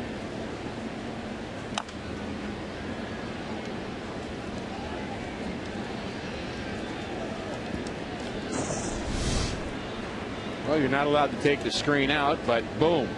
Almost hits him on the back of the knee, it looks like. Still able to make a great play, and then it starts to hurt. Probably cramped up on the pitcher, and there's some pain for Mujica as he grabs the back of his right knee. And he'll have a knot right there, Jay. I just only hope it didn't hit in a bad spot. Looked like it hit on a fleshy spot right behind his knee. So he sure went down hard. Oh boy, once he went down. But once it starts to cramp up, it's just very, very painful. 2 balls and 2 strikes. Just joining us, it's 3-3, bottom of the 5th inning. Holiday leading off for the Cardinals. And we focus on the pitcher getting hit, but if that ball doesn't hit him, it goes up the middle. The Cardinals have a 2-run lead. Perdomo was on the DL for a while in June with a strained left knee. Foul back.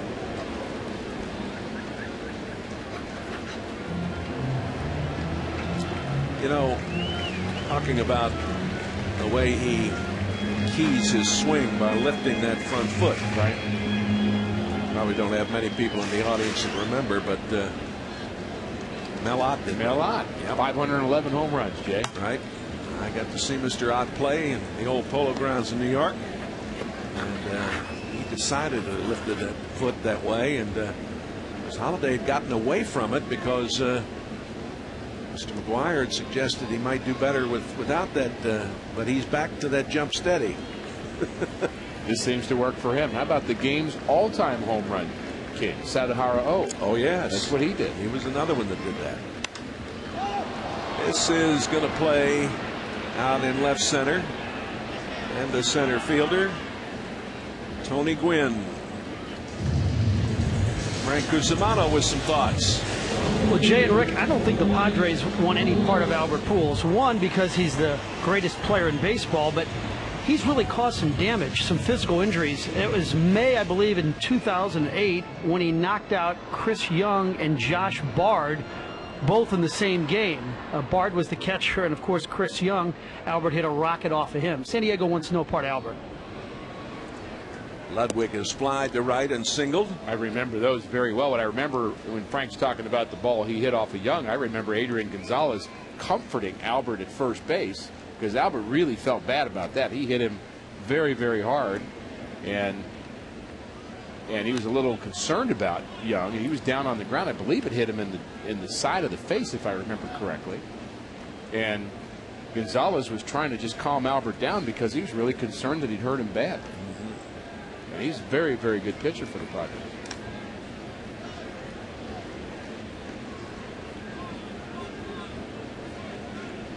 Ludwig with 18 home runs and 74 RBIs.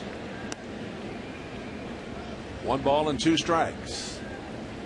It's a final at New York. The Mets defeated San Francisco 3-2, and I believe Lincecum got the start in that game today.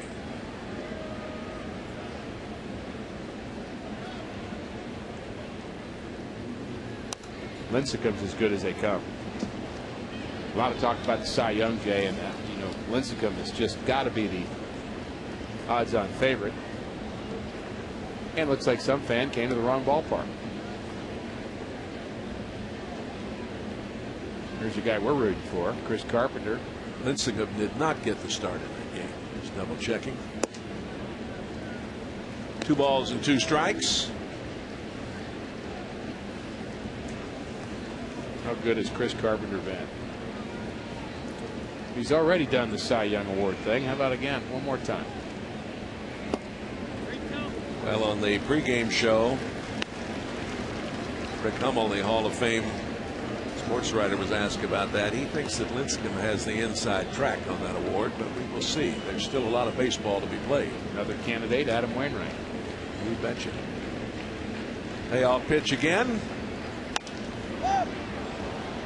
Into right. Blanks on the run, and he's going to get there.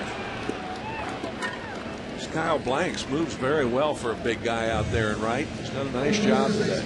Looks like he'd be a good linebacker, doesn't it? How about a tight end? both would work. Yeah. I wouldn't want to get hit by him either way. And congratulations to the Rams for their first preseason victory. Coach Spagnola and his crew looking pretty sharp on Friday. DeRosa doubled in the second, reached on a fielder's choice, and scored in the fourth.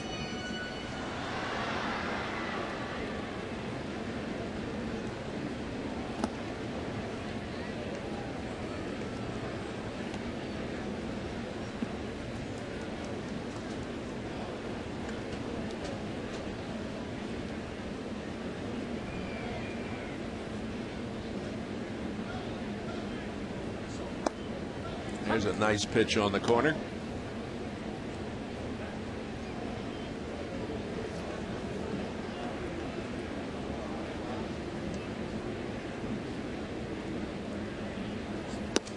That's wide. Cardinals heading to the West Coast tonight for 3 against the Dodgers and 4 against the Padres. Home on Tuesday the 25th after a day off on that Monday. Action against Houston for 3, Washington 3, and a day off on the 31st, and 3 against Milwaukee. 2-out single for DeRosa, who is 2 for 3 on the afternoon. Television viewers are saying they want more comedy this fall. Jay Leno has a full hour of comedy every weeknight in prime time. The Jay Leno Show debuts September 14th on News Channel 5. New comedy 5 nights a week at 9 p.m. The Jay Leno Show. It's about time. You know, if you really study the ebb and flow of a baseball game, Jay, you start to appreciate a hit like that for DeRosa with 2 outs in the 5th inning, and you say, well, what's the big deal? Well, that hit gets you closer to another at-bat for Albert, another at-bat for Holiday, another trip for the leadoff hitter, and those hits at the end of the lineup really matter. Get you through the pitcher quicker. And we know when we're facing a team like the Padres, we don't want to see Adrian Gonzalez come up anytime soon. And you know the Padres don't want to see Albert come up. Absolutely. You talk about the ebb and flow of this game. It's fascinating. Every game is different.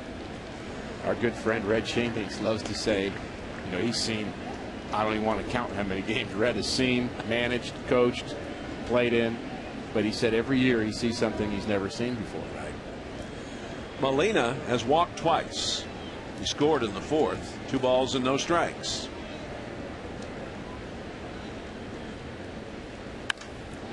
Here's a shot into left center, and this is going to get down. Ludwig is being sent home. Here comes Letty. He's there, and the Redbirds take the lead. Or excuse me, I said Ludwig. I meant to say DeRosa scores.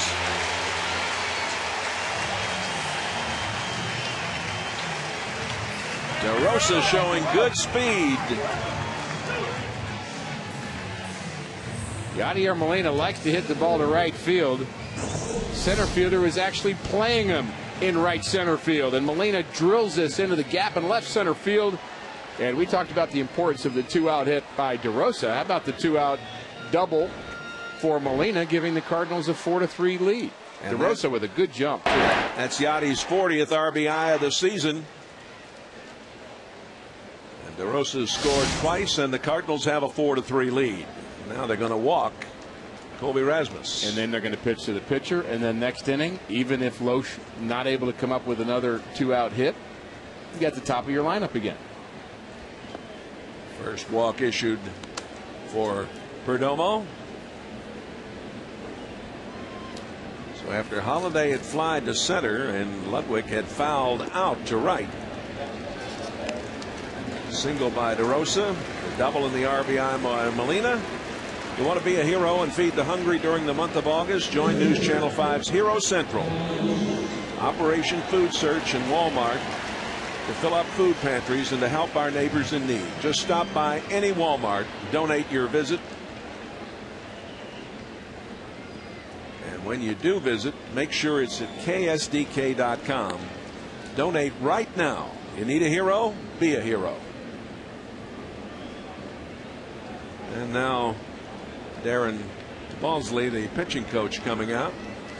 I want to mention one other event that's coming up, Jay, on September 27th. Mike and Brenda Jorgensen, good friends, and Mike, of course, works in the front office with the Cardinals. He's the former manager for the Cardinals, but they're involved in a 5K run that's being held at Forest Park on the 27th of September, and it will help ovarian cancer. And it is a 5K run where you can really help those folks that are working hard to help with that great problem. And it's www.familiesrock.com to get more information about that 5K run. And they encourage you to be a rock star, ROC, which is research for ovarian cancer. Mike Jorgensen, wonderful, wonderful guy. Yeah, great cause, too. 1 ball and 2 strikes. Brendan Larson's on hand at the ballpark today, celebrating his 13th birthday with teammates Zach and Alec. This is fouled off to the right side. Pujols and Holiday chatting. A lot of star power in that conversation. You're not kidding.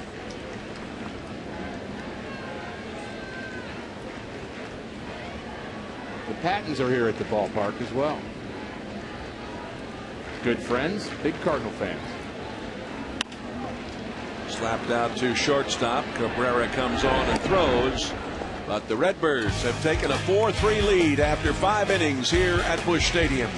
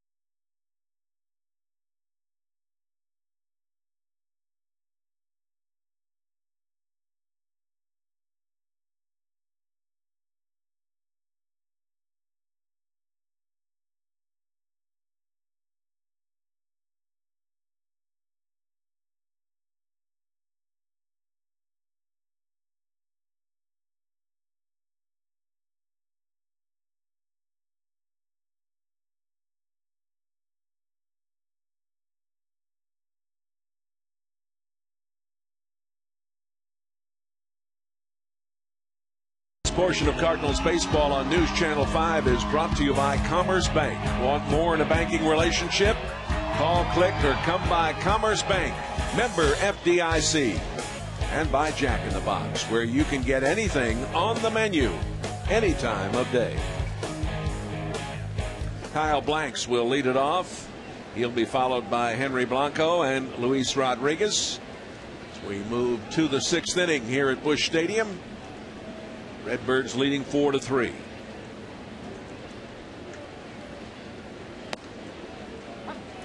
Blanks is struck out in the 4th, an infield single with the help of a wild pitch. He would score on a single by Blanco. 0-2. It's a big inning for Kyle Loge to see if he can kind of solidify this Cardinal lead. Nothing worse than giving up a run after your club has battled back to give you the lead again.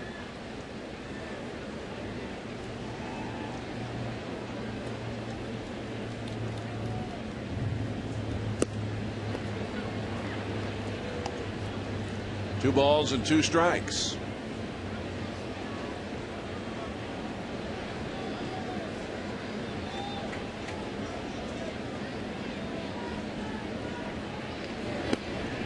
That's a little high and a full count.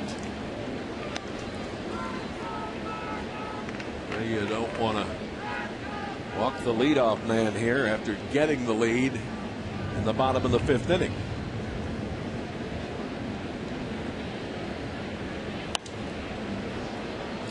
Fouled off. Back into the seats behind the dugout.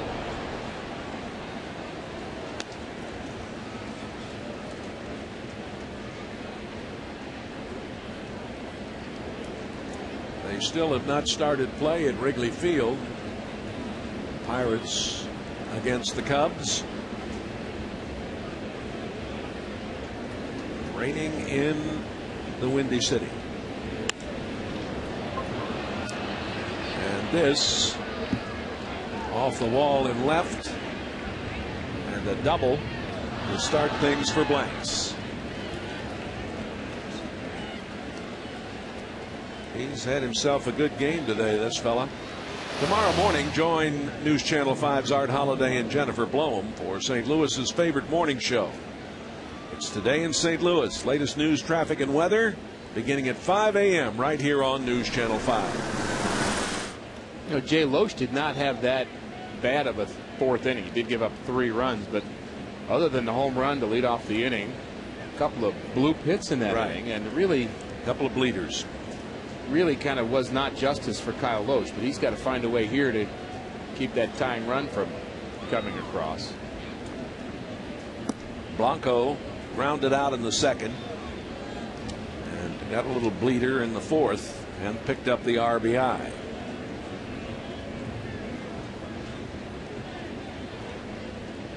Tony looks a little agitated there in the dugout. He asked for Yachty to have a conversation with Loche, and Denny's Reyes is getting loose now, the left-hander. Switch hitter hits next.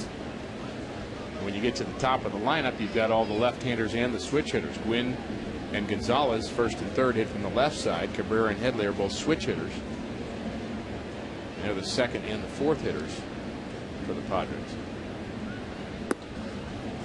And that's low. 2 balls and no strikes.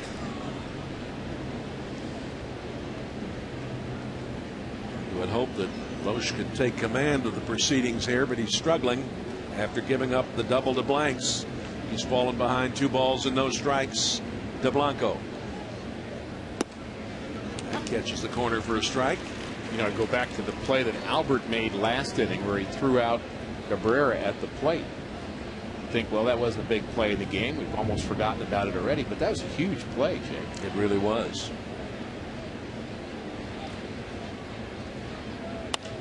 Up the middle. They're going to hold the runner. And runners at the corners with nobody out. Monk's over there at 3rd. Blanco at 1st for Luis Rodriguez, who has grounded out and was intentionally passed in the 4th inning. That ball hit hard up the middle. Kobe Rasmus did not get rid of that ball right away in the outfield. I'd like to see him just throw it, hit the cutoff man.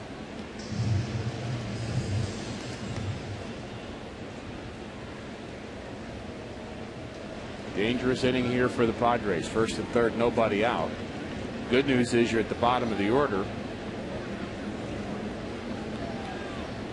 The bad news is they've got a couple hits at the bottom of the order. This is ripped into the seats in right.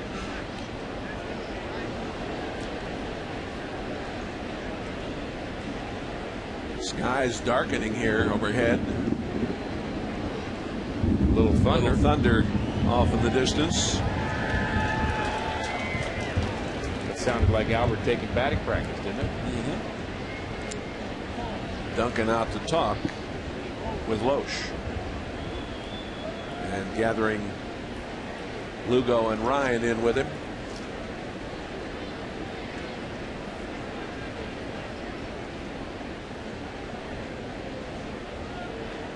Plate umpire Jerry Meals out to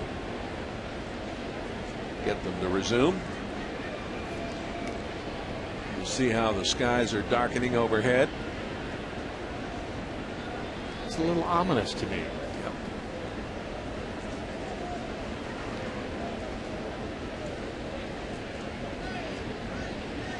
Redbirds leading 4-3. Top of the 6th inning. Padres threatening. That just missed outside.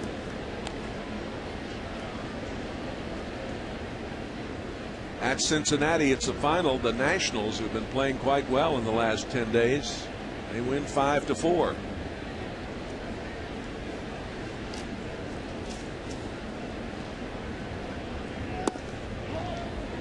That's low.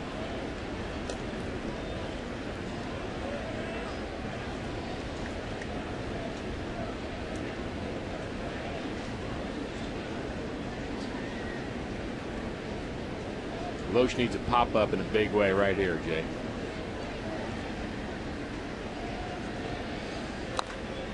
Foul outside of first.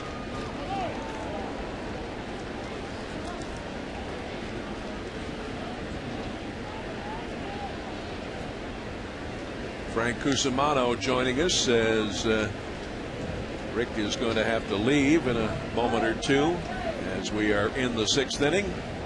Frank will sit in with me for the remainder of the game this afternoon. 2-2 the count.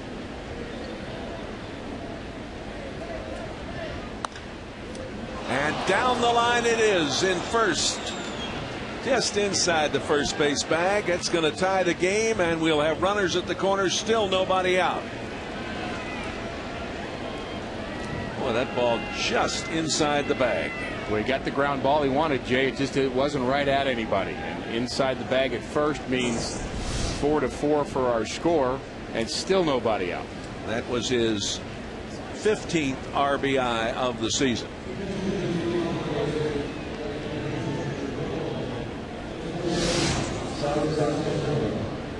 Oscar Salazar is pinch hitting. Rick, we're going to let you get away. You have a plane to catch, and I'll explain to our listeners about that. Frank comes in to join us. Travel safe. Thank you, sir. Oscar Salazar standing in. Pinch hitter is batting .240. Swing and a miss by Salazar.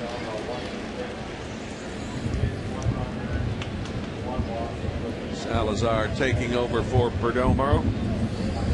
Pitched an inning. Salazar is from Venezuela, 31 years old.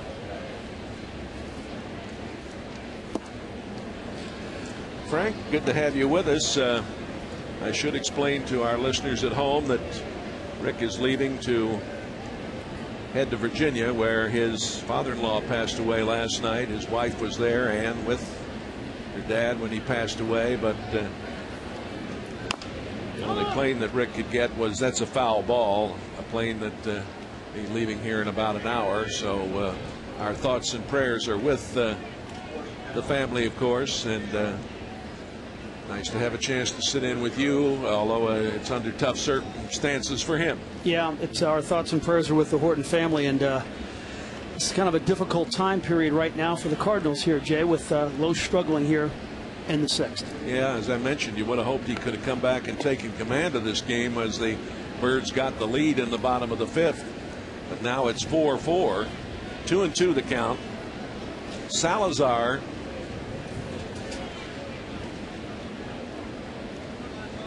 hit .349 versus right-handed pitching last year.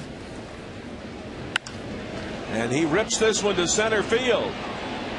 Colby back, makes the catch at the track. Blanco tags and comes home, and the Padres are back on top 5-4. Salazar's 5th RBI of the season. And although Colby has had some issues from time to time in center field, most of the time he just looks like a natural, Jay. It looks like he just has a knack for playing that position, much in the manner of number 15 Jim Edmonds a couple of years ago. And that's going to be all for Kyle Lohse, Jay.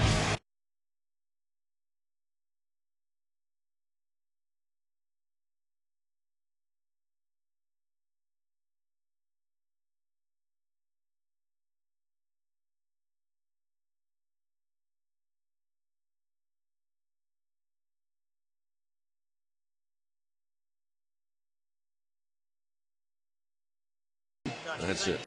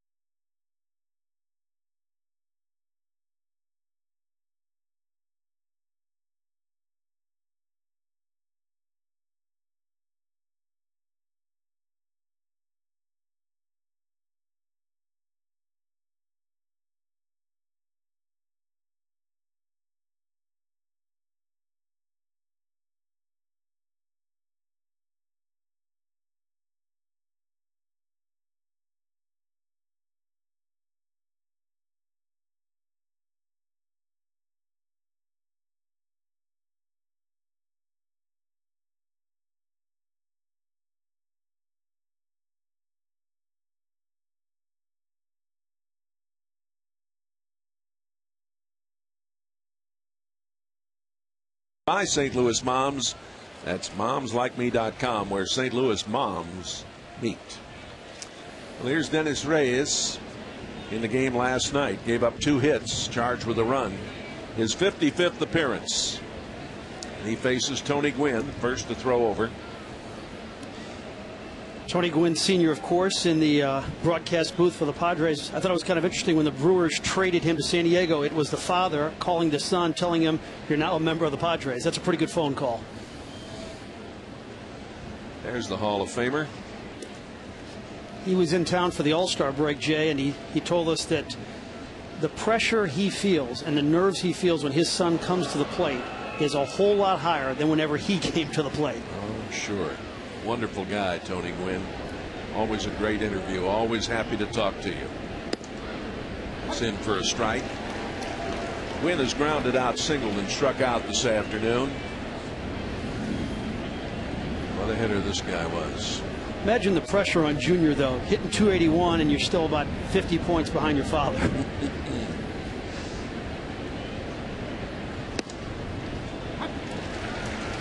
No balls and 2 strikes.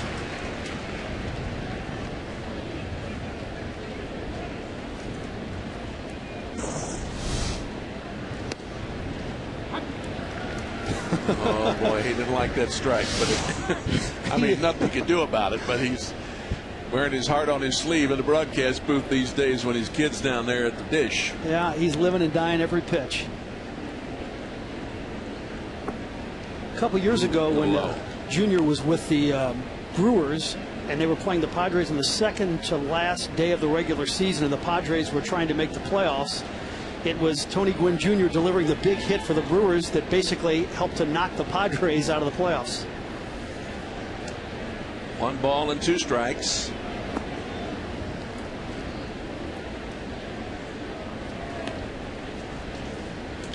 5 runs on 9 hits and no errors for San Diego. 4-8-1 for the Cardinals.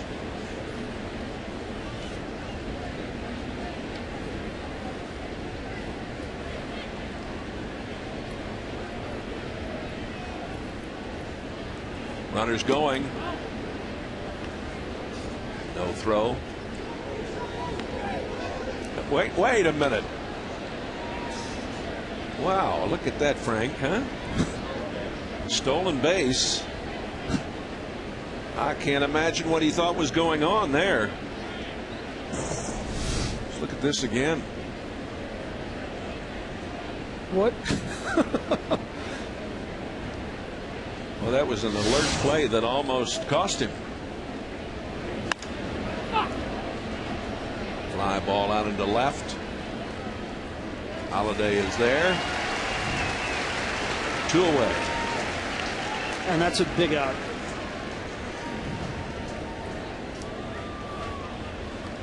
That is a big out, Jay, because you can get Cabrera to end the inning. Here's look at Tony's reaction. You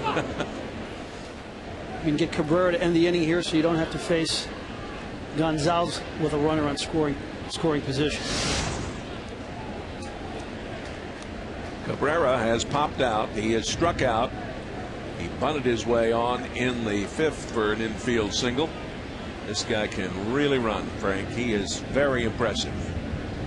Just a youngster, 22 years old. Originally signed when he was 17. 1 ball and no strikes. Yeah, 73 stolen bases in Asheville a year ago. Where has the stolen base gone? You got a couple of players like Carl Crawford running, but boy, we just don't see the base stealers, Jay, that we once saw. No, you don't. Ryan in time. He gets the speedy Cabrera, but the Padres have taken the lead here.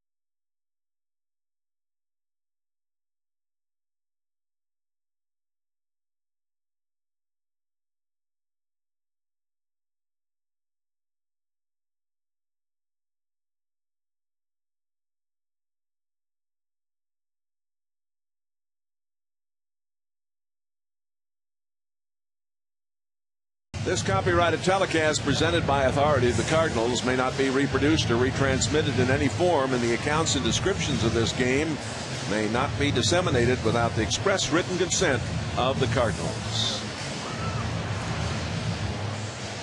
Greg Burke making his 39th appearance of the season. He's given up no runs in 26 of his 38 appearances, but he has been scored upon 5 times in the past 8 games. And Jay, the grounds crew is coming out. They're gonna stop play as the rain all of a sudden begins to fall. The grounds crew quickly getting the equipment ready, and will put the tarps on the field.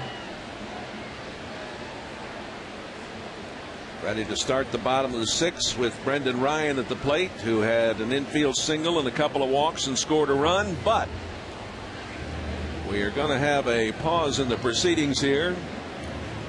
Frank, you and I can go back and kind of look at the way this game unfolded today. It was a scoreless game after 2 innings, and the Cardinals took the lead 1-0. RBI by Pujols, scoring Ryan in the 3rd inning.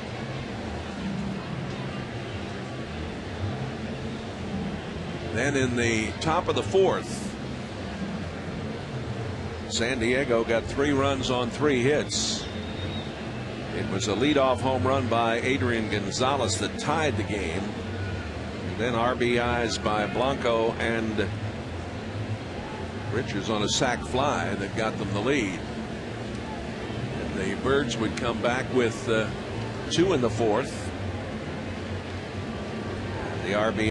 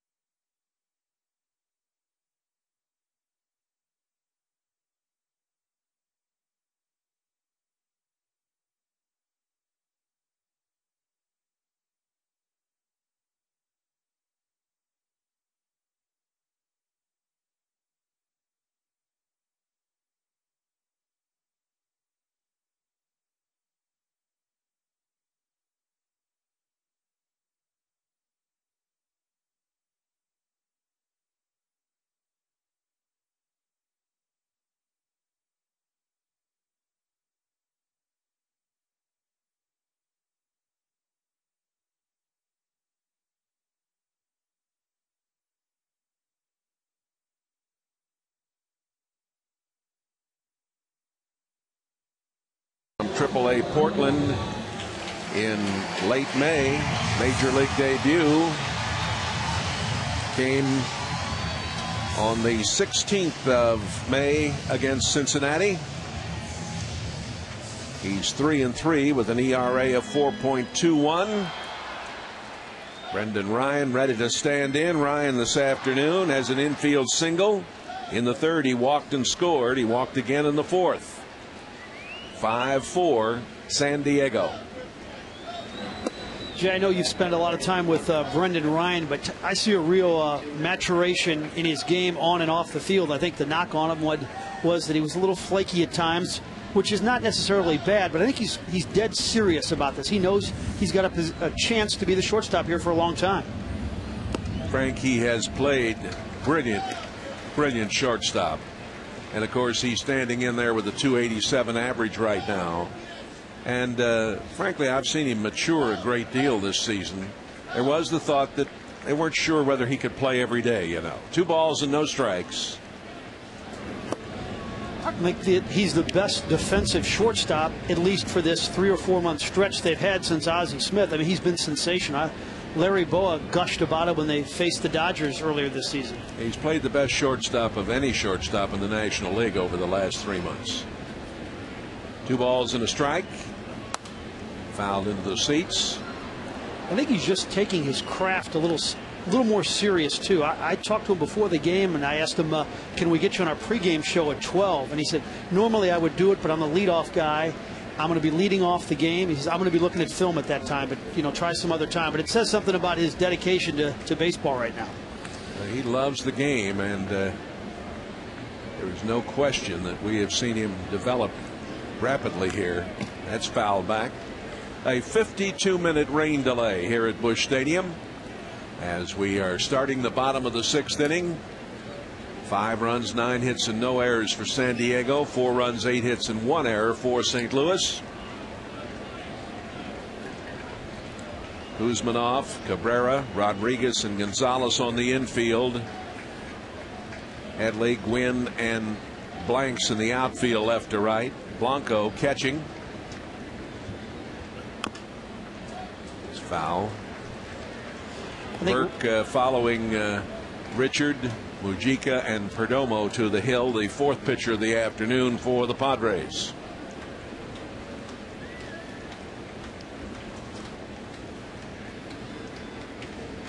Two and two.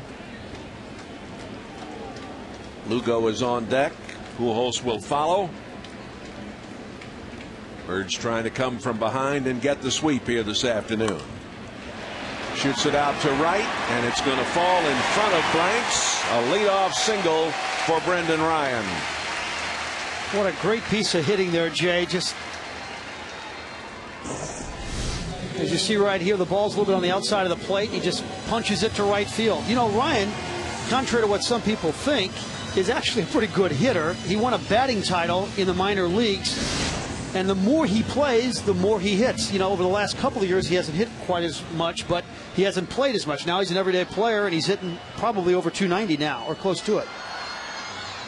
Lugo, a walk in the first, a successful sacrifice in the third, and a walk in the fourth. And that walk came with the bases loaded as he picked up an RBI, his 6th of the season. In for a strike. Jay, he's kind of the forgotten man in this trading summer of the Cardinals. Everybody talks about Holiday and everybody talks about DeRosa, but boy, he's been sensational. Exactly what the doctor ordered. I love the way he swings the bat, Frank. I really do. He's a very fine hitter. Hard-working little guy. Had some personal problems in his career, but I think he will flourish in the Cardinal atmosphere. As a trio going into this game, those 3 were hitting .343. That's pretty good work by your general manager, I'd say.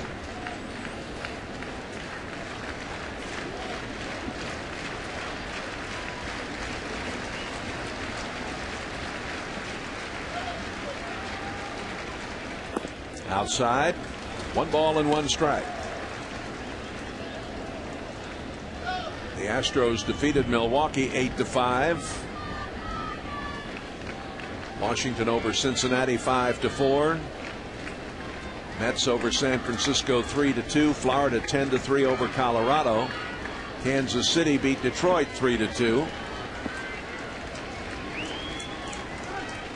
Throw over.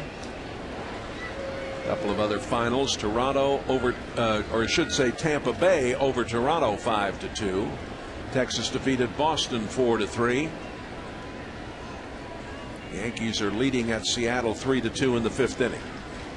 5-4 Padres here in the bottom of the 6th.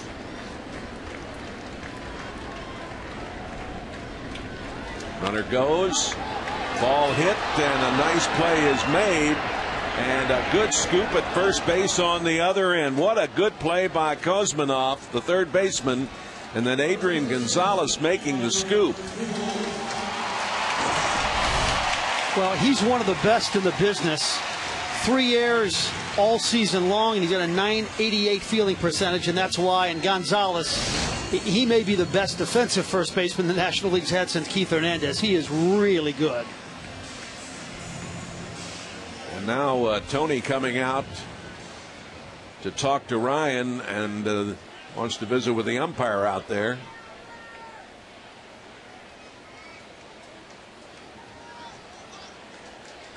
Might have had a question of interference on this play. Dale Scott, the crew chief. Let's look at this, Frank. Yeah, I think he hit Rodriguez, but it was an accident. But I don't know if that's much of a collision. Tony might be claiming that didn't give him the opportunity to go on to third. I don't know, but we'll see if Burke gives Albert anything to hit. Albert has flied to right, singled in the 3rd, grounded out in the 4th. A lot of the crowd has stayed around through the 52-minute rain delay. That's high. Something's got to give today here, Jay. We have the Padres who've lost 8 straight in St. Louis against a Cardinal team who haven't exactly been world beaters on Sunday. They're 7-10 on Sundays this season. Frank, in the past, we might have seen an intentional walk here, but now we have Holiday on deck. See if he gets a strike, though. He did on the corner. Good pitch. 1 ball and 1 strike.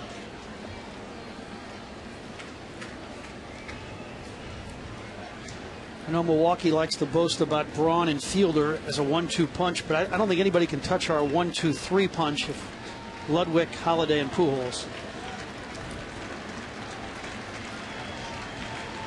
Greg Burke in relief. The 4th pitcher of the afternoon for the Padres. Fouled into the seats off to the right. Well, he's challenging him all right.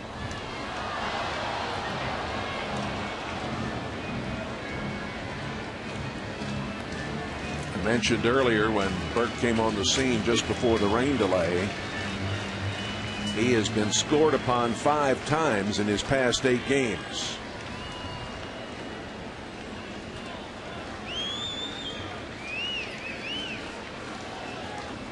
Burke lives in New Jersey,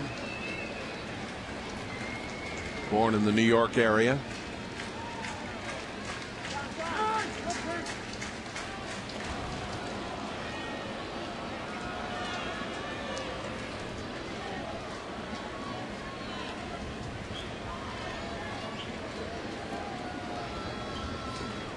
Last year he spent the season at AA San Antonio.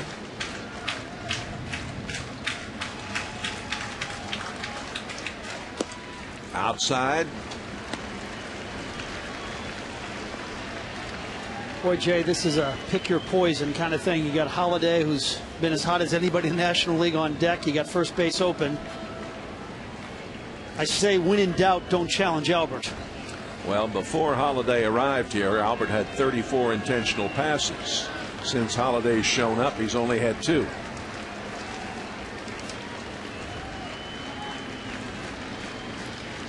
And here comes the 2-2.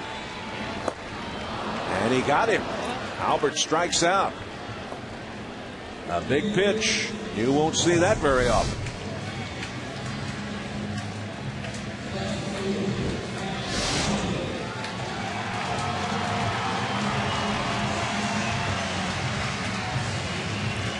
Holiday, a single in the first, grounded out in the third, fly to center field in the fifth. Has a chance to tie this game up. Ryan out there at second base with good speed.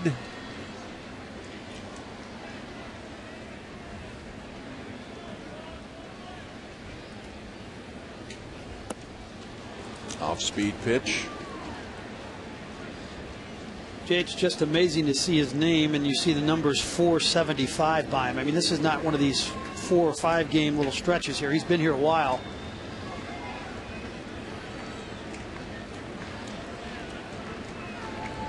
And he'll become the major topic of talk shows as soon as the season's over, should the Cardinals sign Holiday.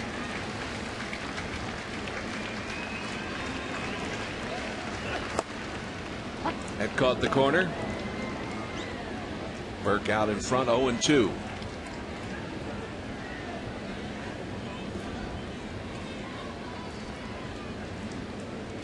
Ludwig is on deck.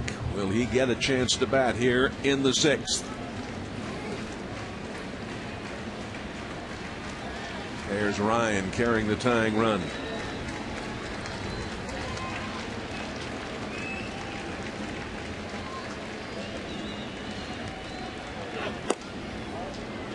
Good pitch, though. That was very close.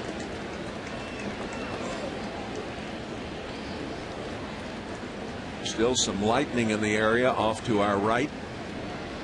The wind has changed around. It's now blowing to right when earlier in the day it was blowing into the left side.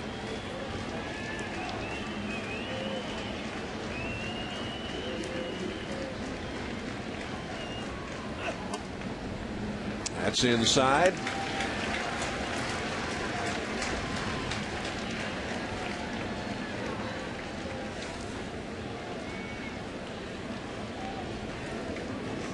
Well, with Ludwig on deck, he's probably going to see something to hit.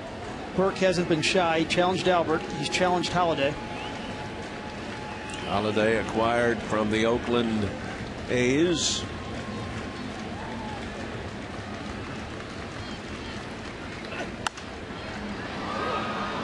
One off to the right side that is going to play 4 blanks.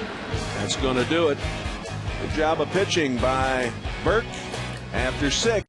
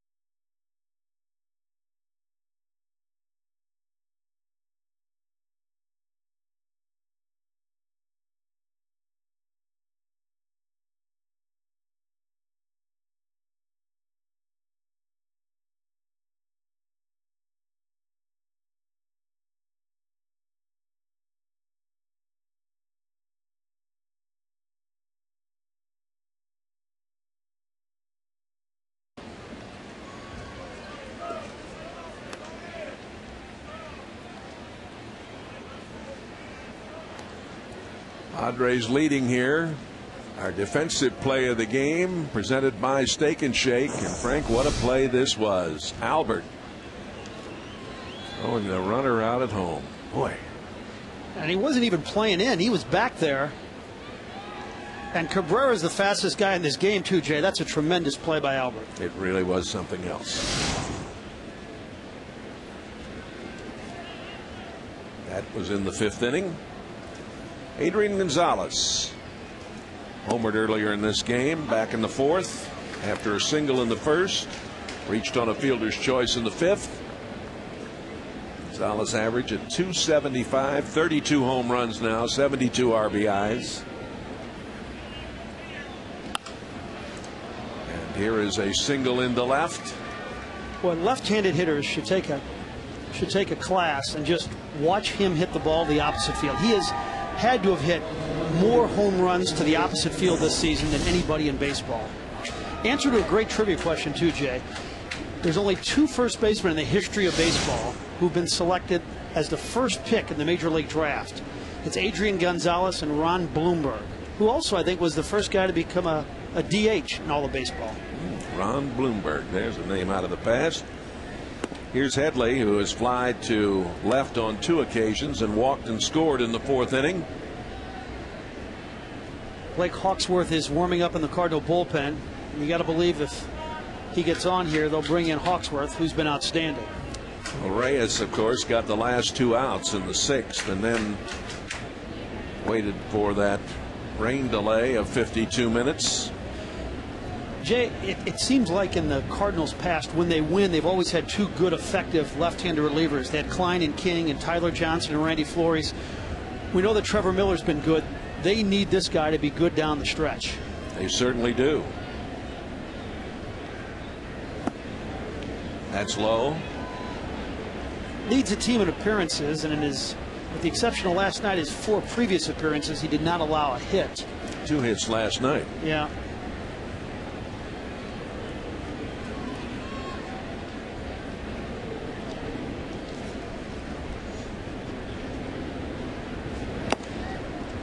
This is appearance number 55. Why is it these lefties can throw almost every day? I mean, Trevor Miller's had more appearances in Major League Baseball than any left-handed pitcher over the last 3 years.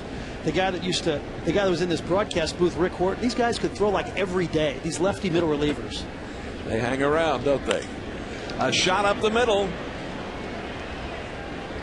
2 on and no out. As Reyes gives up singles to Adrian Gonzalez and Chase Hadley. I doubt if he'll face a 3rd hitter. Yeah. It's going to be it for Dennis Reyes. The 32-year-old Mexican is out of here, and it's going to be Hawksworth coming in.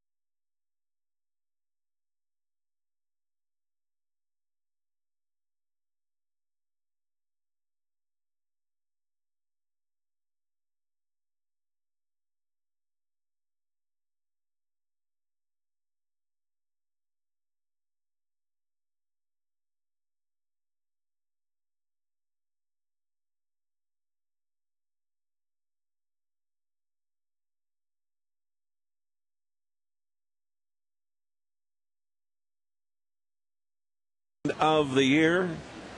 And he singled just moments ago. He's out there at second. Headley at first base. And the new pitcher, Blake Hawksworth, the Canadian, his 14th appearance. Kuzmanov has grounded out. He has struck out and popped out.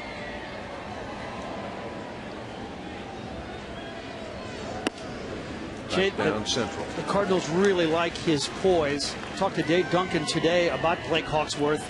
I asked him about a potential starting role maybe next season, and if he could battle Boggs and Garcia for that spot.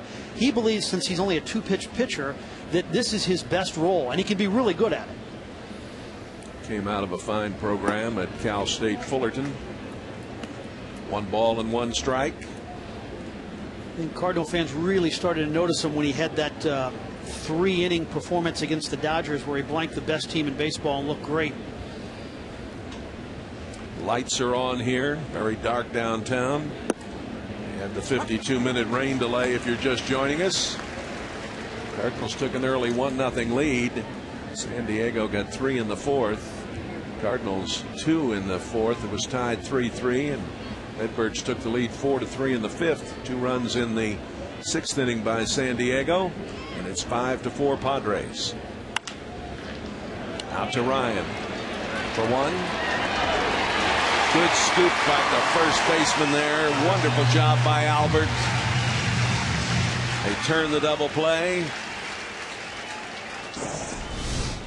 Gonzalez over at third.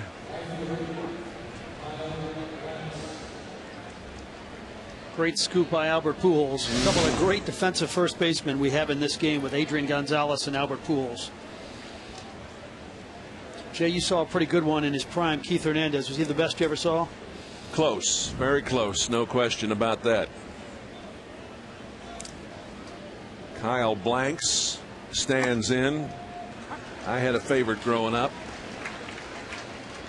Don't know if you've ever Frank heard of Howard? it. No. Mickey Vernon. Mickey Vernon. All right. Played for the Washington Senators. He was a very fine first baseman on a very bad baseball team. Quite a few up there. This is a little low. 1 ball and 1 strike. Blanks has struck out. Got an infield single in the 4th with the help of a wild pitch. Later scored, and then he doubled and scored in the 6th. This is a guy that looks like he could be a first baseman one day. It's 6'6", 285. Well, he's played a lot of first base, in fact, and now they've got him playing right field, and he's done a wonderful job out there today. He runs very well for a big fella. He had back-to-back 100 RBI seasons in the minor leagues.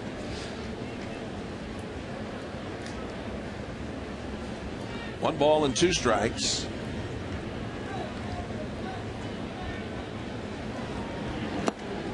Boy, what a great bit of pitching. Terrific job by Hawksworth. 5-4 San Diego.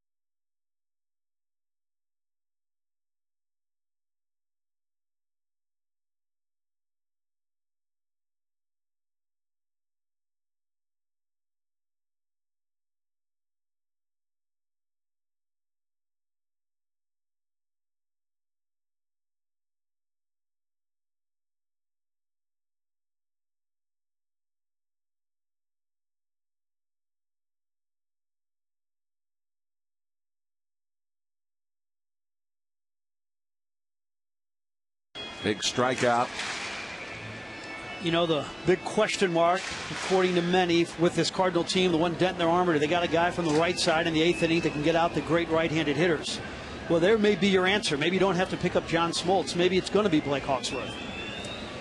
Here's Ludwig, and the pitcher is Lou Gregerson. Gregerson, the former property of the Cardinals.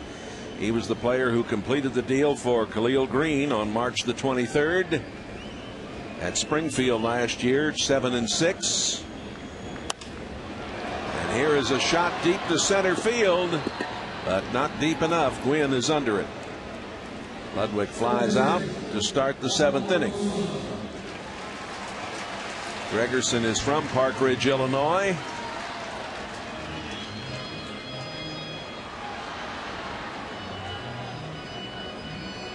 Signed by the Cardinals in the 28th round of the 06 draft. Well, Jay, Mark DeRosa has really started to hit a little better. He's got 8 hits now in his last 9 games. He's 2 for 3 today. And he has scored 2 of the Redbirds' 4 runs. And you know, if you look at some people just look at that Cardinal batting average, which is 229, but for the season he's got 21 home runs and 65 RBIs. So he's had a productive 2009. The attendance announced here this afternoon, 40,812. It's the smallest crowd of the 3-game series. That's pretty impressive. But it's the smallest crowd at 40,000. It sure is impressive. Yes, sir. You know, the Cardinals went out and made these deals to bring Holiday and DeRosa and Lugo into the fold. The fans went to the ticket windows. And a nice deal for everybody all around up to now. The 1-2 pitch, and down he goes.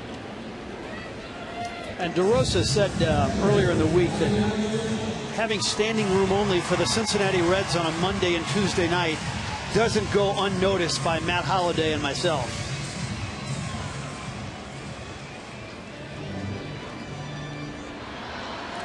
Gregerson's been doing a nice job for the Padres. He has worked scoreless baseball in 34 of his 47 outings.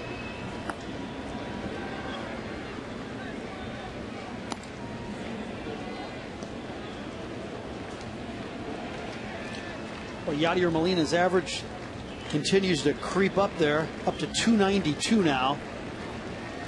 He had the double and the RBI back in the 5th after being walked twice. And Jay, when a guy like Molina hits 300, I think it means a lot more because you're not getting any leg hits. It's like that one season that Joe Torre had in '71 when he had 230 hits and not one of them was a leg hit. I don't know if there's ever been a Cardinal who had a better season than that. Albert's right there, obviously, but you could make a case for Torre 71 with no speed at all being as good as ever. And it's 3 balls and no strikes to Yadi.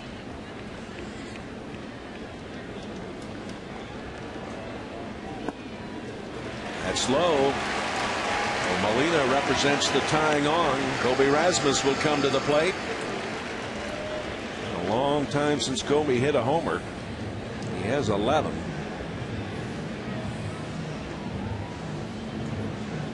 Now the pitching coach, Darren Balsley, wants to come out and chat. Kobe this afternoon reached on a fielder's choice, struck out, and was intentionally passed in the 5th inning. Want to wish a happy 12th birthday to Justin Winter. Congratulations, Justin.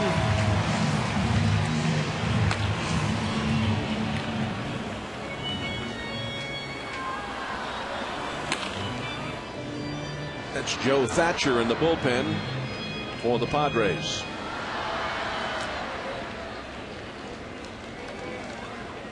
Well, it's been a while since he's hit a home run, but he is starting to hit the ball better. He's had 2 straight 3-hit games.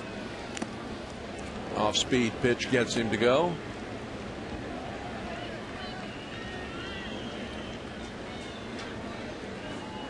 Be a great time to end that drought, Jay. Sure would be.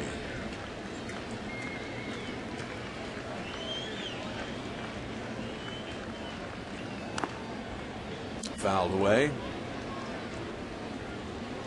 Gregerson out in front, 0-2. Redbirds will fly to the West Coast after this one. 3 against the Dodgers and 4 against the Padres. San Diego has Chicago tomorrow night. Yeah, they have 3 with the Cubs before the Redbirds come in. Hawksworth is in the on deck circle. I don't know if he's going to hit if Rasmus gets on, though. Kobe goes down swinging. 2 strikeouts in the inning for Gregerson. 5-4 San Diego after 7.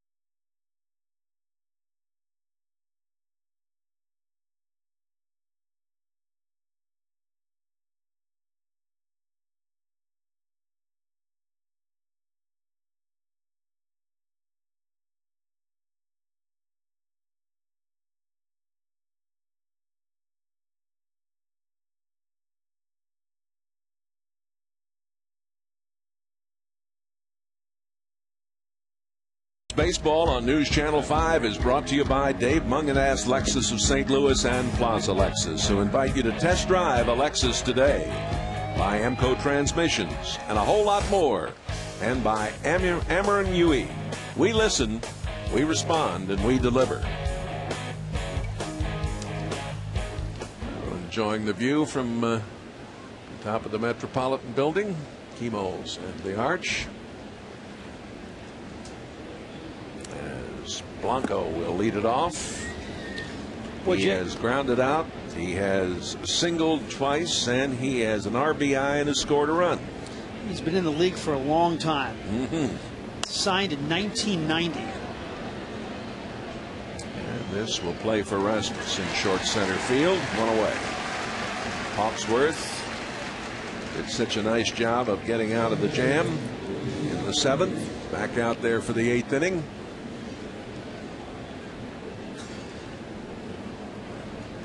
You got to believe this is going to be his last inning because he's scheduled to lead off the next inning. Cardinals have Ricky Anquillo on the bench. Luis Rodriguez grounded out in the 3rd. Potentially passed in the 4th. Singled in the 6th. And here comes the rain again. It's coming hard. 1 ball and 1 strike. And they're going to stop it again, They're going to stop play. You should have brought a sleeping bag. It's 5 o'clock here, and the grounds crew is headed onto the field to put down the tarp again. And I think Tony La Russa wouldn't mind staying here till midnight as long as he wins the game. Oh, no, he'd be happy to. Now, wait a minute. Now the crew chief is coming out, and I think, let's see, they're going to change their mind. Did the rain stop right away? Let's see what we're going to do. I don't think I've ever seen that. Dale Scott is the crew chief, and he's backed them off. There goes the ground crew. They're heading. Well, no, wait a minute. On again, off again. He's changing his mind quicker than a politician. Yep. Yeah, we're fine. We don't need We're going to play. Take a break. We're going to play. For how long, I can't guarantee, but let's swing away. Now, the fans ran for the runway right away, indicating it was really getting bad, but then all of a sudden it just kind of eased off. Yeah, Frank, I think actually it has. Well, I see some umbrellas up. I don't know if it's stopped. It's very hard to tell from our vantage point here, but 1 ball and 1 strike to Rodriguez. Swing and a miss. 1-2. We are in the 8th inning. Padres lead 5-4.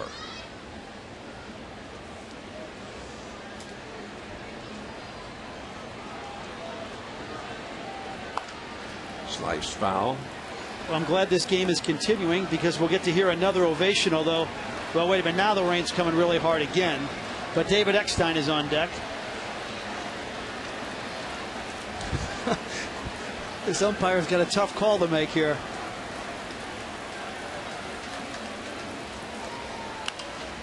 Fouled away. And now we are going to stop play. Count of 1 ball and 2 strikes on Luis Rodriguez with 1 out here in the 8th inning. The Padres have a 5-run lead, or 5 runs on the board. The Cardinals with 4. It's 5-11-0 for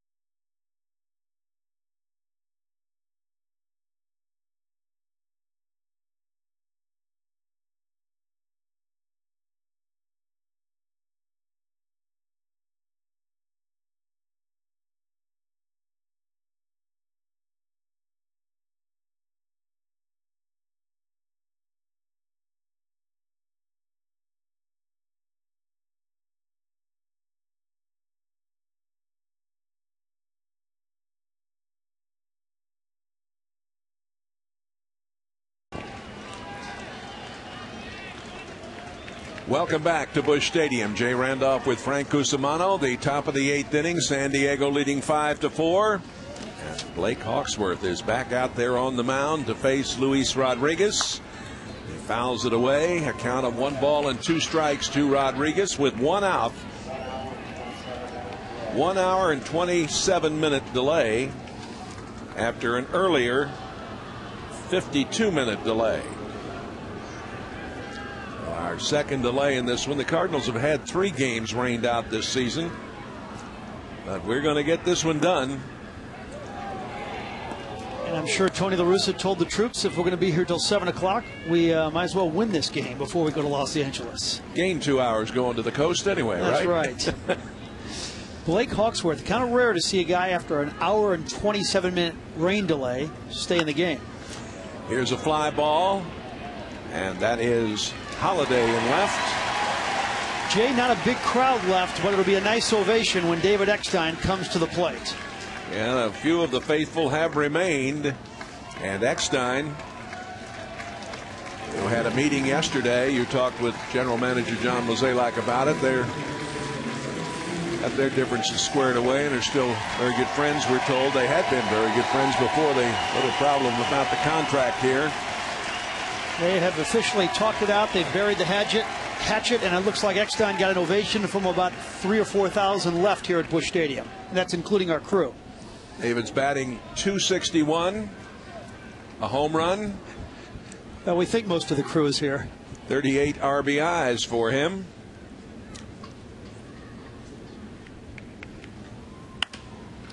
And he hits it on the ground. Ryan comes up and throws. And that's going to take us to the bottom of the 8th inning as the Padres lead it 5-4.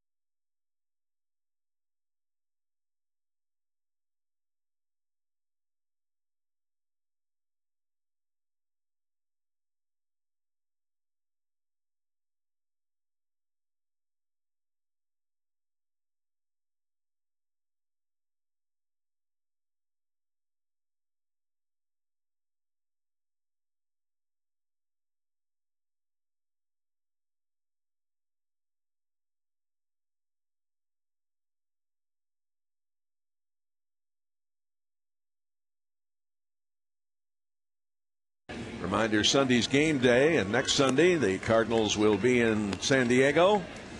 Cards and the Padres, coverage beginning at 2:30 right here on your home for Cardinal Baseball, News Channel 5. The pinch hitter, Schumacher, will lead off this 8th inning. And the new pitcher is Mike Adams.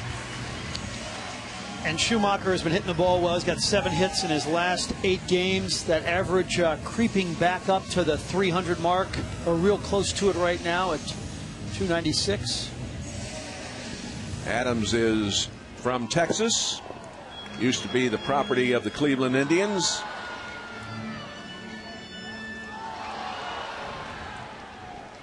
Skip told us before the game that he's not a guy obsessed with stats, but he has one goal, just one goal going into every season, individual goal, and that's to hit 300. He did it last year. He may be on his way this season. Adams had surgery in the off season. Repaired a torn right labrum. That surgery took place last October.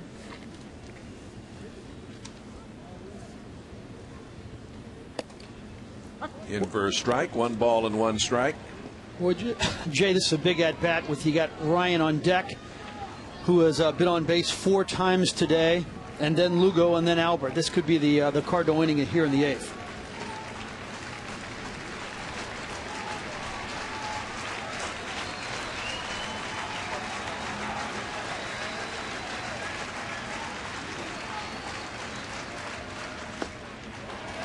That's a little low. 2 balls and a strike. Adams has been scored upon 4 times in 26 appearances this season. 6 of the 8 runs he allowed are unearned, so the club hasn't played very well behind him. They got one guy playing really well behind him, and that's the second baseman, David Eckstein, who remained in the game. I was surprised to see that he is leading National League second baseman in fielding percentage. Miss on a high hard one, 2-2.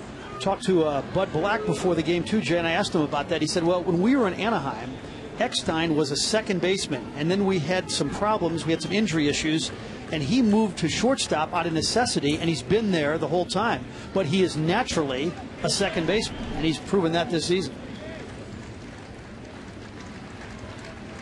MVP of the World Series. This nicely handled. Mike Adams fielding his position in fine form right there. 1 away. A little behind the back there, Jay. Look at that. That's a dandy play. That ball almost gets by, and it would have been a hit. I'll venture to say that's a top 10 play on SportsCenter.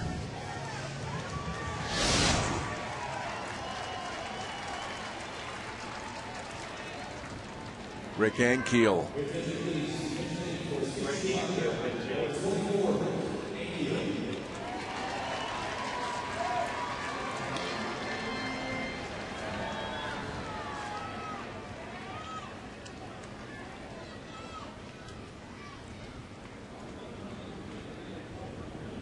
Well, an interesting move by Tony La Russa to take out Brendan Ryan, who's been on base 4 times, but you're down 1. You have more of a home run threat in Rick Ankiel, and he's hitting from the left side. Ankiel batting .232, 8 home runs.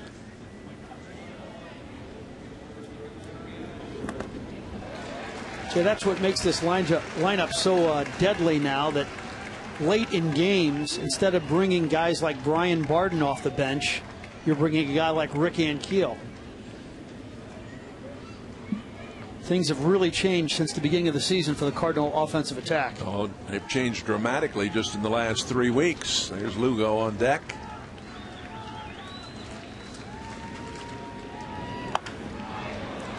Out into left center. This is going to drop.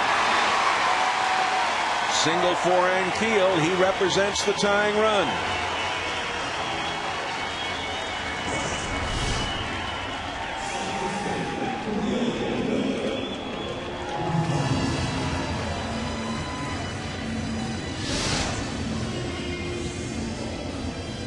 McKay there, the first base coach with Ankiel. Lugo has walked in the first, sacrificed successfully in the third, walked again in the fourth, picked up an RBI. That walk coming with the bases loaded, grounded out in the 6th. He's hit .365 as a Cardinal heading into the day.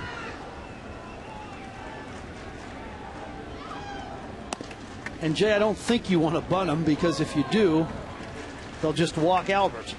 Good point, Frank. But we'll see how they handle this situation. Well, maybe not necessarily, because you have Holiday, but yeah, that's changed things. We mentioned before. 2 rain delays this afternoon. We're in the early evening now.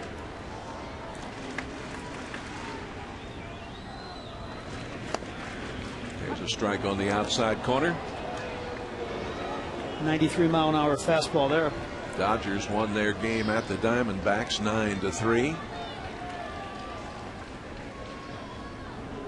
Jay, the only time I can remember a crowd this small at a Busch Stadium Cardinal game was Bob Forsch's no-hitter of the 80s. It was a terrible weather game.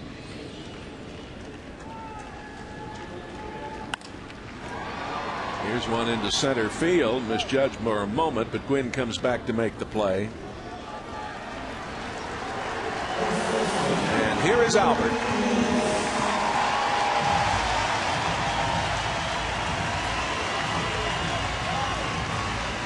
Pujols has flied to right, singled, picked up an RBI in the third, grounded out in the fourth, and struck out in the sixth. And that ground out was a rocket.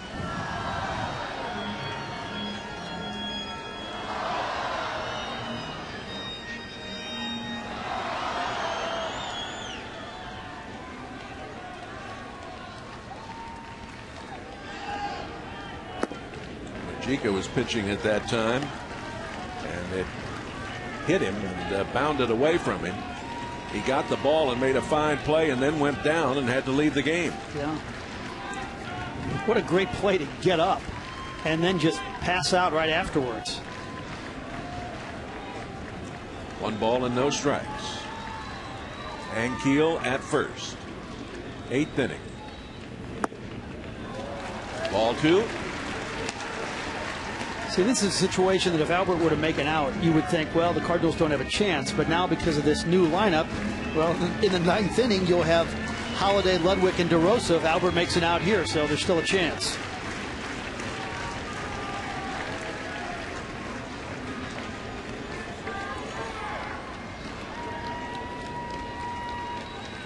Over 40,000 at the game today. Not many left after the 2 rain delays.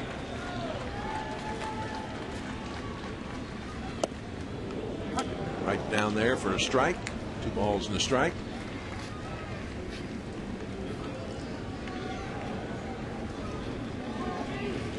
In the second of that day-night doubleheader at Florida, Colorado Rockies leading over the Marlins 6-1 in the 7th inning. Marlins won the first game. A little low, 3-1. Well, here's the pitch, Jay.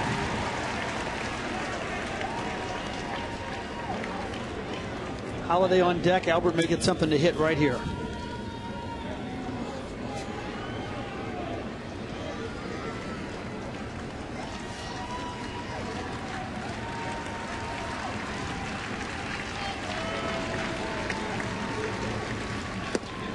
The walk to Albert.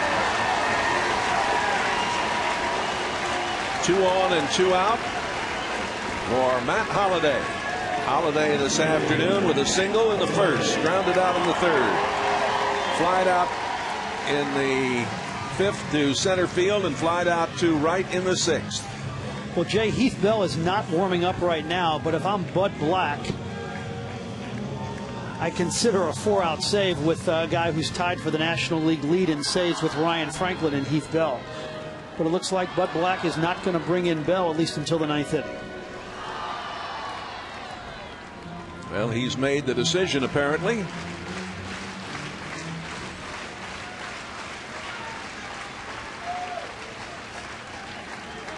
And Keel out there at second. Foul back. He had a good cut. Jay, he's not quite hitting the home runs that he did in Colorado, but I can't remember many players over a 3 or 4 week stretch here that are hitting the ball consistently as hard as Matt Holliday. I mean, he hits line drives off the wall that barely go up 20 feet.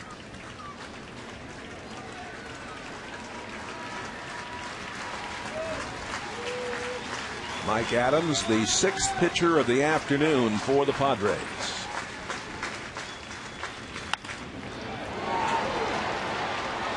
Nice play as Cabrera gets it over Eckstein. That's going to do it. After 8, 5-4 Padres. You do get a hint of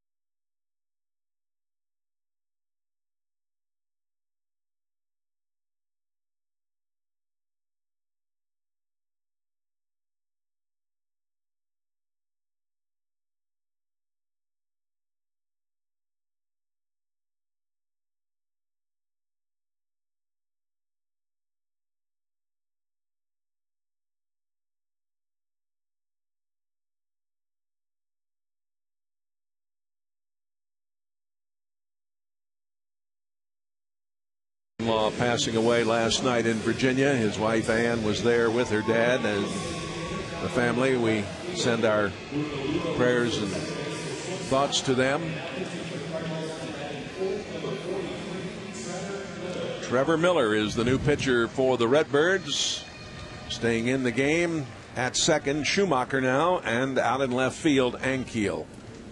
So it's Ankiel, Rasmus, and Ludwig in the outfield. DeRosa, Ryan, Schumacher, and Pujols. Tony Gwynn in for a strike. Frank, what a job Miller's done. He really has. I believe it's 28 out of his last 29 appearances where he has not allowed a run. And one of the change to report to you, Lugo has moved over to shortstop. And you know, Jay, when they signed him, there was a report about him having a shoulder issue. And I asked him about it the other day, and he said, yeah, I have a little bit of tear in my labrum. But he says, you know, everybody at this point in the season's got a little arm issue. And he's going out there almost every day. He's pitched every day this weekend.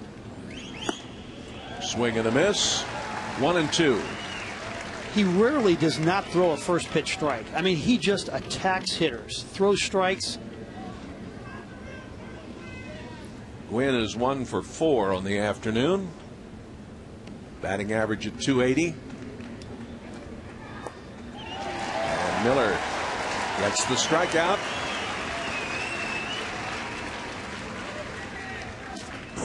Looking ahead in the ninth, the Redbirds will have Ludwig, DeRosa, Molina, and hopefully more. Padres leading 5-4. Here's Cabrera. He popped out in the third. He struck out, reached on a bunt in the fifth, and grounded out in the sixth. Very talented shortstop with great speed. He takes a strike. He's thrown 5 pitches, 4 strikes.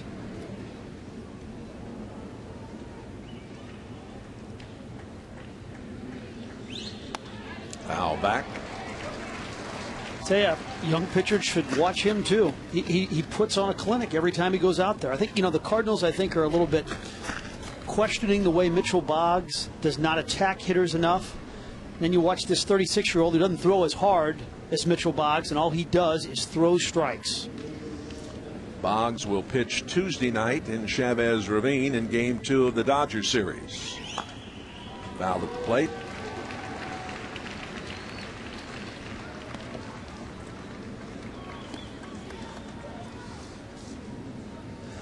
Well, Heath Bell, who pitched in the All-Star game here, I think he actually got the loss for the National League, is warming up in the Padre bullpen, and the Cardinals will see him in the ninth inning.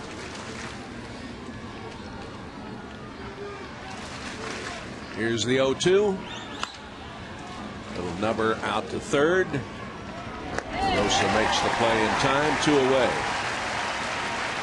That first game of the series tomorrow night in Los Angeles, Chris Carpenter going against Charlie Hager. Mitchell Boggs will pitch against Chad Billingsley on Tuesday. Adam Wainwright going against Clayton Kershaw on Wednesday. There's a look at Carp right there, who is just in a groove. Adrian Gonzalez has upped his average to .277. Fouls this one away. He got a single in the first, then homered to lead off the fourth. His 32nd home run of the year and 72nd RBI. Reached on a fielder's choice in the fifth and singled in the seventh.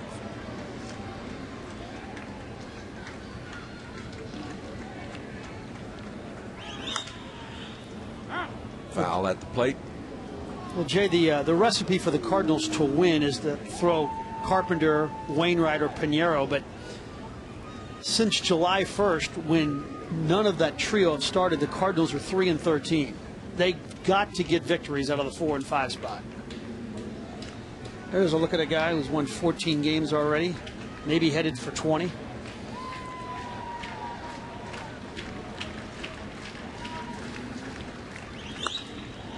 Slapped into right. Well, this guy is some kind of a hitter. It goes through a big puddle out there, and it's a stand-up double. So going Gonzalez has a 4-hit afternoon.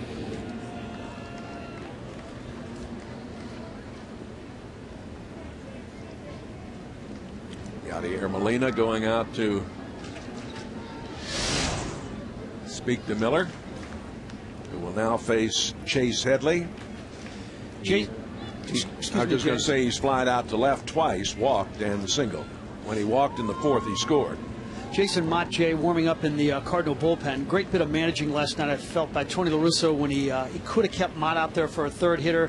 He got the 2 he really needed, and he took him out. Mott felt good about that outing, and that's what Jason Mott needs right now in his life, confidence on the mound. That's high to Headley. Redbirds took an early lead, 1-0 in the third inning. San Diego got 3 in the fourth. Cardinals with 2 in the fourth to tie it up at 3-3. Cardinals took the lead 4-3 in the fifth. Padres back on top with 2 in the sixth. And it's a 5-4 game as we play here in the ninth.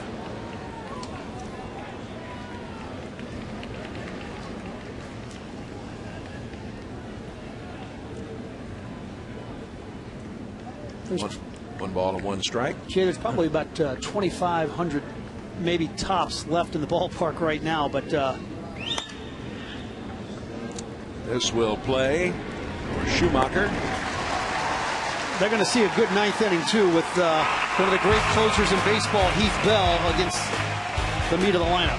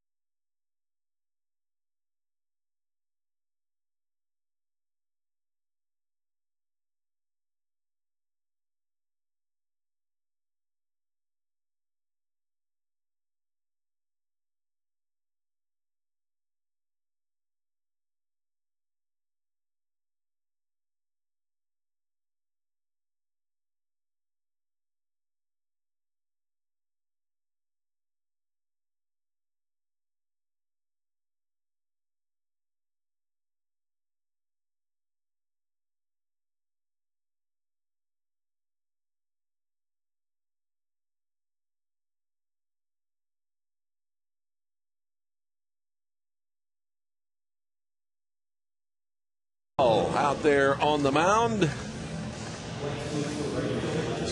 This young lady looking at him. Blanks has now moved over to left field. There you see the National League save leaders, Heath Bell and Ryan Franklin, all knotted up at 29. Similar in one way in that they've come out of nowhere. I mean, Heath Bell's been in the league for a while, and he's never been a closer. He had 2 career saves before this breakout season where he's at 29. And of course, we know Ryan Franklin has been a career middle reliever, although he had 17 saves last season, but he's having his breakout year with 29 also. So 2 guys with rather humble backgrounds in terms of closing things, just having spectacular years here in 2009. I mentioned Blanks was in left. He's moved over to there, and Will Venable is now the right fielder. Heath Bell ready to come in to Ryan Ludwig. Ryan has flied out on 3 occasions, and he singled back in the 4th inning. 1 for 4 on the afternoon.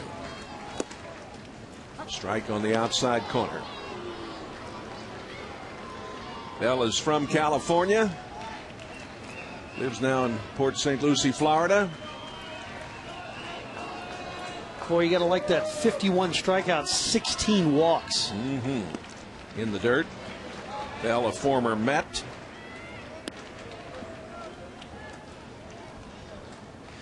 So the last time I believe he was out on this mound was for the All-Star game. Right. And he was not very impressive.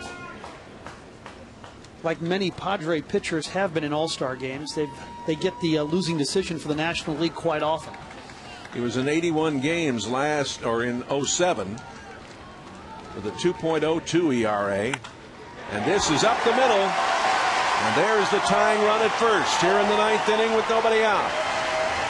Fastball pitcher, 94 miles an hour. Fastball hitter Ryan Ludwig, base hit up the middle.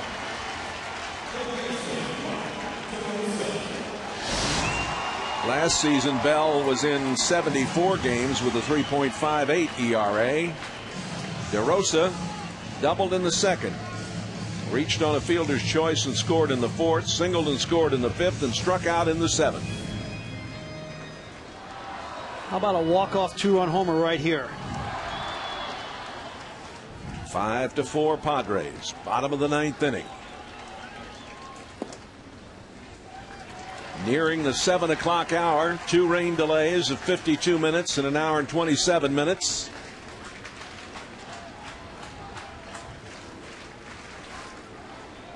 Albert instructing Julio Lugo.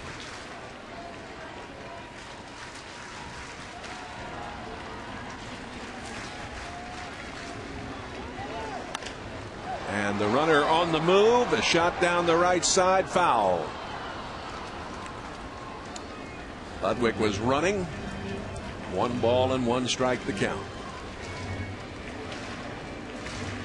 He's had that wrist issue for quite some time, and it's probably going to need off-season surgery. And you'd think with the wrist so important to hitting the ball that you wouldn't have so much power, but he's hit home runs at an alarming rate for the Cardinals.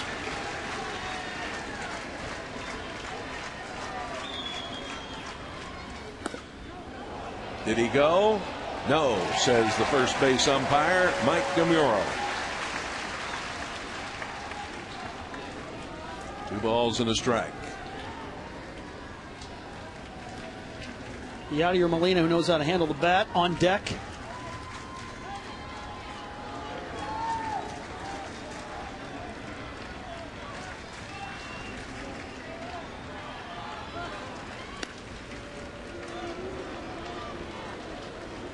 Cardinals have lost some base runners today. One picked off at first. The other, Loesch couldn't get the suicide squeeze down, and DeRosa was out at the plate. Brendan Ryan picked off after an infield single in the first inning. This one is off the pitcher, ricochets right to the first baseman. Well, we've seen that a couple of times this afternoon, Frank. It's just bad luck. Albert did it. Don't know if the second baseman might have been able to get to this ball or not, Frank. Boy, like a goalie, knocked off the pad. Good bounce there for the Padres. And here is Molina, who has walked 3 times and doubled, picked up an RBI and scored a run.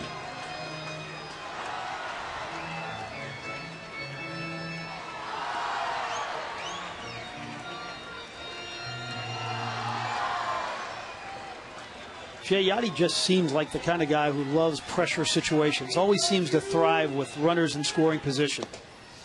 There's a strike right down the heart of the plate.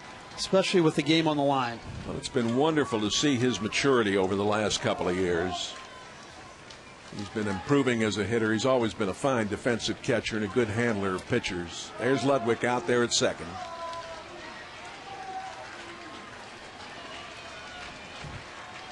Yadi on the cover of ESPN, the magazine, calling him baseball's best catcher. Slashed foul. Bell's out in front, 0-2.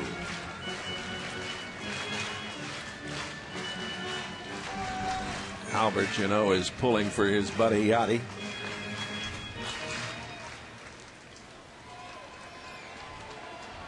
Mike Easler is technically the hitting coach and does a great job, but Albert has done a lot of nice things for Yachty's offensive game, I think. I mean, excuse me. Not Mike Easler. Yeah, I was going to say, wrong guy. Hal McRae. Right. One thing about the Cardinals, they've been consistent with their hitting coaches. They've all been great hitters. George Hendrick, Hal McRae, Dave Parker, Mitchell Page was a good hitter. And that guy was a tremendous hitter in Kansas City. Sure was. 1 ball and 2 strikes. Bell stepping off the mound, coming back up to the rubber.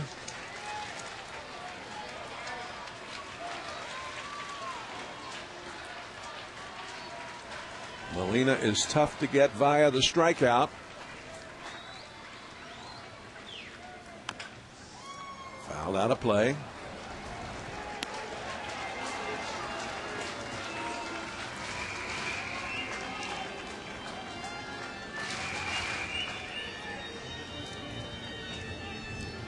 Kobe Rasmus on deck here.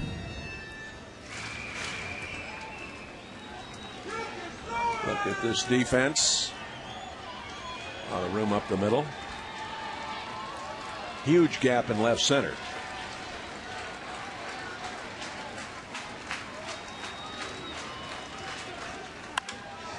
And a shot up the middle. Here comes Ludwig. Here's the throw. And it's tied at 5.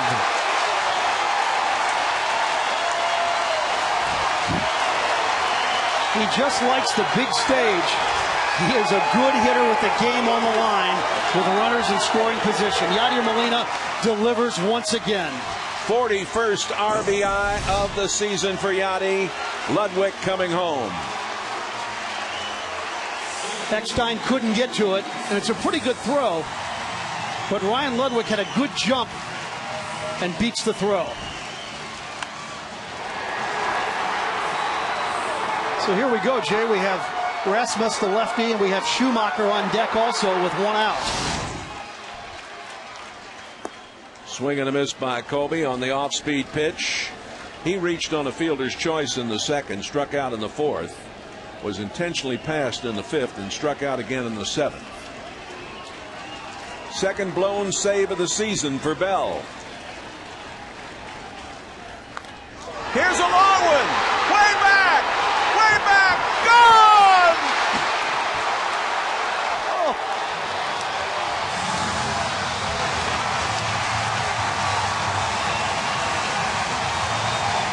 Well, we talked about it. It had been a long time since he hit a home run, Frank. There it is. What a moment. If you're going to play till 7 o'clock, you might as well win the game. And the Cardinals have done just that. A dramatic 7-5 victory over the Padres. A series sweeping victory. Rasmus' 12th home run of the season.